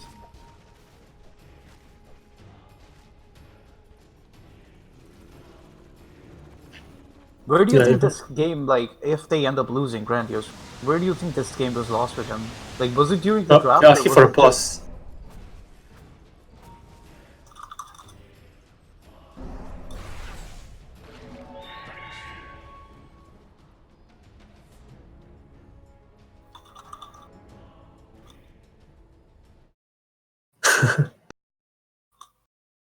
Okay, seems like a family emergency. Alright, so looks like we have a 5-minute delay here. Sorry, Q. Yeah, you were saying, what was the question again just now? Yeah, so, my question was, do you think that this game was, like, if they end up losing, right? Do you think for Grandiose, this game was lost during the draft phase? Or was it just, like a pure playstyle error or certain moves that they made during the game that cost them the game? Because, like, it's looking right now that they're on the trajectory of losing. They're 2 sets of racks down. You have a gyrocopter who is pretty much 6 slotted at this point, and you're 13k down 58 minutes into the game. So where do you think the game went wrong for Grandiose, like, so far? I think they did things pretty well because I mean, in the drafting phase, not the draft. I don't think there's any issue with the draft. They played with their lanes well. They were crushing the lanes. Gyro had nothing out of the lane, but the mid game, it's beyond their control. Maybe they did not step up to continue punishing the Gyro, finding him where he was farming. But the power spike of Dust in the mid game is really, really strong. It's you can't fault Grandiose for that. Even though they're behind, they skill. They hit the power spike earlier. So even though if they did better in the laning stage, but they need to fall back on the late game items before they can make plays again. So this gives the opportunity for Dust, even though they lost the early game, to group up and fight, and winning these fights push them ahead, letting them to take over the mid game and push on to the late game advantage. But they need to clear out the game soon. I think even though with this lead, they only have a 13k goal lead. I think Grandiose staying on the high ground, they have managed to secure the lane, secure their racks so far. They're not making any mistakes. So I think if they can hold the high ground, they still have a good chance to win the late game. I don't think we can count them out to lose this game per se. Yeah, I mean, like, this game is definitely, like, not a conclusion. The fact that they do have ways in order to completely destroy the DsK esports lineup. I just feel like it's really important for them to go on the sports first and absolutely melt them, and then after that they can worry about taking down this Gyro core and this Clink's core. I feel like it's really important to take out the Lion and the Phoenix. The Phoenix, especially because, like, if he manages, like, to get the egg off, as we've seen in the previous 2 to 3 engagements, he almost always is able to save someone on his team. Yeah, and it comes back with full health, full mana, so that's a really important really to go to Phoenix first. Phoenix also has Hex, so it's not an easy kill. Diving in for Icarus dive. He didn't take the cast range talent, but still, he can just dive in and hack someone from a long range initiation. Similarly to what my Lion has been doing so far. Now, 2 of the supports can just bring in the Hex. This is why the carries are so afraid to be farming outside for Grandiose. They're just waiting for the creep wave to be pushed in. Look at Q, he doesn't have any chance to farm the creep wave. Anything that comes in is getting cleared by the Invoker and Lina.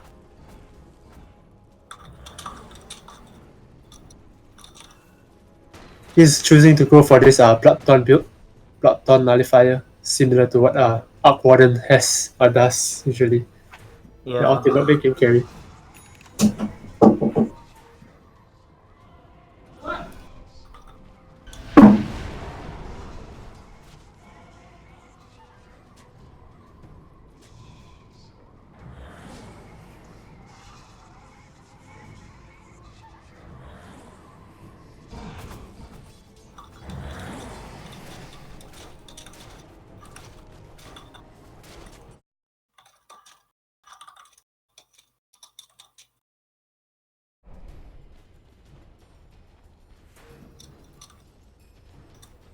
Lina is choosing to go for Hex now. We have just reached the hour mark. Fight breaking up at top. Gyro is manning up against 4 heroes. Yeah, he is muted, but now the BKB, they're actually looking to get Mega Creeps, which is the right play here. G doing his best in order to stop him from doing that. The Legion with the duel. This is a really good duel. Out comes the Kata. Is it enough damage though to kill off the Phoenix in time? It really is. Buybacks come out from the Lina, from the Shadow Demon. The BKB expires on the Legion Commander. Sand King with the stun will be enough. The buyback comes out from the Legion Commander as well. So 3 buybacks here from No finger. No finger here as well. Phoenix has the buyback but is holding on to it. 3 buybacks are used on Lina, Shadow Demon, and Legion. They managed to hold on to the Rex. Chris was trying his best to focus the Rex, but it was not good enough as he was hit by the tornado. G has 8k, almost 9k gold. I think he should get a refresher as next item. Yeah, I definitely feel like that should be the trajectory he should be taking. Like double Cataclysm is to be something to make a huge difference in fights. Bounty.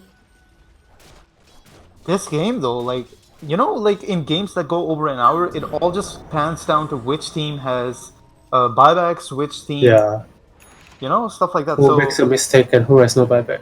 Yeah, so yeah, you're right. Like at this point, like I cannot say that it's a foregone conclusion anymore. So both these teams can actually hold high ground with buybacks.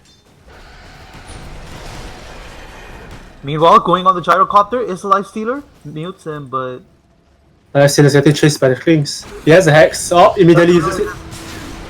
Wow. the Clay God jumps in. At what cost? Beautiful save, SD is dead. but it's not enough. The Shadow Demon dies. He dies protecting the Legion. Legion was out there protecting the Lifestealer. They could go for Mega here. These are the 2 heroes that bought back. So they do not have buyback for 2 minutes. Lina ult does absolutely nothing. It pops the Lincolns of Shadow Demon. Sand King. Yeah, the Lifestealer is going to try to focus everything, but there's so much damage here, and they have finally. Sand King is back with full health, full mana. See, this seems like the game for me. Yeah, this does look like it's at least Mega Creeps, maybe even game. The Lifestealer buys back. This could be the final stand on the side of Grandiose. The Lifestealer goes for the gyrocopter, is force-staffed away. Oh, Gyro just turns with the BKB and Satanic activated. Yeah, he's going to go back to full health in no time at all with this. And the last Rex is taken. Mega Creeps. It's Mega Creeps. And now, things are a whole lot harder if you're a Grandiose fan. The thing that's making it hard for this game is that Das has 3 Lincolns in this game. Yeah.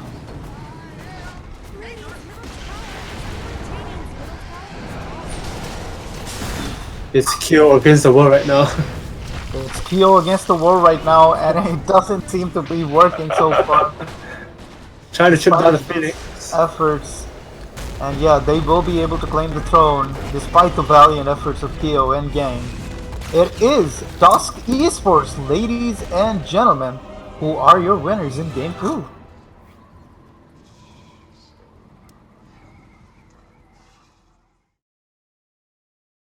A very interesting back and forth game, but it just felt like from the mid game onwards, DsK Esports were just one step ahead of Grandiose all the way, and were just able to like outfarm them. And it was very surprising given the fact that this gyrocopter was not even visible on the map for the first 10 to 15 minutes of the game, and then he just recovered like amazingly. Yeah. Should we have a winners interview for DsK Esports since they're the winner of Absolutely. game 2? Absolutely. I am going to drag one of them in here right Yeah. now. Let's try to get 24 BPM and interview him about this gyrocopter. Alrighty.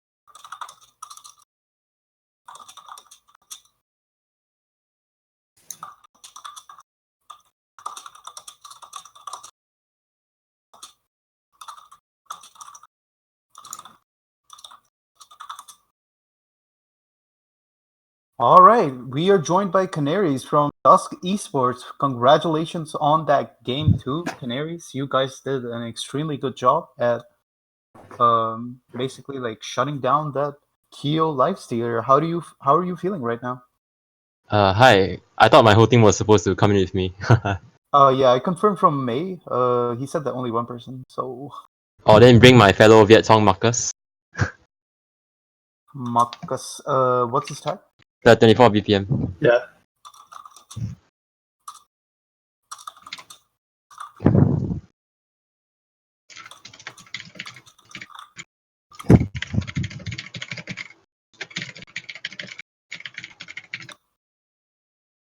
Hey Marcus, Hello, hello. you carried the interview. Just like you carried. All right. So, Marcus, my question to you is that gyrocopter first 5 to 10 minutes were like a real struggle for you. So, how did you manage to like compose yourself mentally in that first 5 to 10 minutes when things were getting like really hard for you? Well, it's a really tough game, right? Yeah, I guess I just had to trust my team to do what they're supposed to do, then allow me to get the space to catch up. So, I just did my own thing, did my job, and trust them to do their own job as well. Okay. In the game one, right? Were you surprised? I'm sorry? Game Yeah, you cut one. off there. Game one. Were you surprised by any of their picks? Not really. Because like we played with some of the players before, we kind of know how they play, what kind of heroes they want. Yeah. Yeah. So I think for game one we still had a lot of nerves. We weren't really playing to win, we were playing not to lose. So Very yeah. true. Yeah, so I think for game one we were quite reactive, but game two then we composed ourselves and say, hey, let's play our normal way, how we normally play. So I think that worked out. All right. Rohan, do you have any questions? Yeah, I think what Marcus said was true, because we can see game 2 there was more team chemistry, they're doing their things, right? As game 1, we felt that from the viewer's perspective, like you guys switch your role, switch your position, there was a lot of confusion. just playing a reactive. All right, all right. All right, next question. Canaries, is there any team in particular that you're looking facing in Alpha? To be honest, I think that personally, I thought that Grandiose would be the strongest team. So like, I think that I expressed how like I wasn't really willing to play them, and I know that G says that people are dodging them, and I can understand why. Because like, you look at their rank, and you wonder like, why the hell are these team in Alpha? But yeah. Yeah, it was. It's definitely surprising. You're right. It's definitely like also related to the new rankings, isn't it? Like people have been dropping a bit, so they definitely like qualified for the requirements of Alpha rather than Alpha Plus. But if they were actually on the same rank as they were last season, then they would be Alpha Plus. Yeah, I think like the fact that their average ranks were so high, like made us play quite scared in the first game because we really respected them a bit too much. Yeah. Yeah, but like I feel like this is good for you, right? Like the strongest team, and you're able to get like a 1-1 against them. So I feel like things will only become better for you at this point. As in, you have to wait and see. Wait and see. I feel that just by ranks alone, usually that's not a like last indicator of skill. Yeah. So maybe there are better teams than Grandiose, and we'll see in the games to come. Yeah. We never know. I mean, we cannot get cocky just because we think we faced the strongest team and got away 1-1. Exactly. Yeah, you still have to give people respect, right? But I think the lesson here is that just play your comfort heroes, play your style that you can take. Get the nerves out of the way, Yeah. I think that's very important. All right. Well, congratulations on that game. What a great recovery by you guys, especially 24 and best of luck for the rest of the season. Do you have any shout-outs before we close the stream? Yeah, I just want to shout out to Nick because I think he played really well in the second game. Yeah, I think he was the star of that game, right? He actually carried the team. While you were down, he was at 10-0 up. That's on a Beyond Godlike streak. Yeah, my shout out would be to Knightley for his max range line stance and that caught like life stealer a few times here and there. And of course, so many times he's Bling and Hex. Yeah, so crazy, man. Oh my god. You're so good. I mean, the three of us will just support roles, right? Then we got the two carries of the game. Yeah, I was a bot. Yeah, there was definitely that one play which I remember for the Lion. Like the LC was TPing and he actually canceled the TP, and you guys managed to get. So yeah, that was a very, very good play right there. Yeah. Because you guys TP'd like behind your tier 3 and you were not in range. Like you couldn't have stopped the TP. The only one who could have was the Lion. So he saw that and he actually TP'd to the shrine. And from the shrine he went and stopped the LC from TPing. So yeah, like congratulations once again and best of luck. All right, thank you. Thank you. All right, ladies and gentlemen, that is all for this edition of ATDL Season 5. Before we close, Rohan, any final thoughts? Yeah, Alpha is looking really good. The standards of these games are pretty high. Hope to see more of this in the future. It's been fun casting with you, Q. Yeah, it has been my pleasure casting with you, Rohan. Thank you for stats. Thank you for co-casting. And yeah, like generally been a really good day of Dota so far. We had 3 games today in ATDL, and every game as much exciting as the other. So yeah, like looking forward to seeing you guys the next time. And a big shout out to Dead Pulse as well for streaming these games. And observing for us. Thank you. And observing for us. Good night. Good night.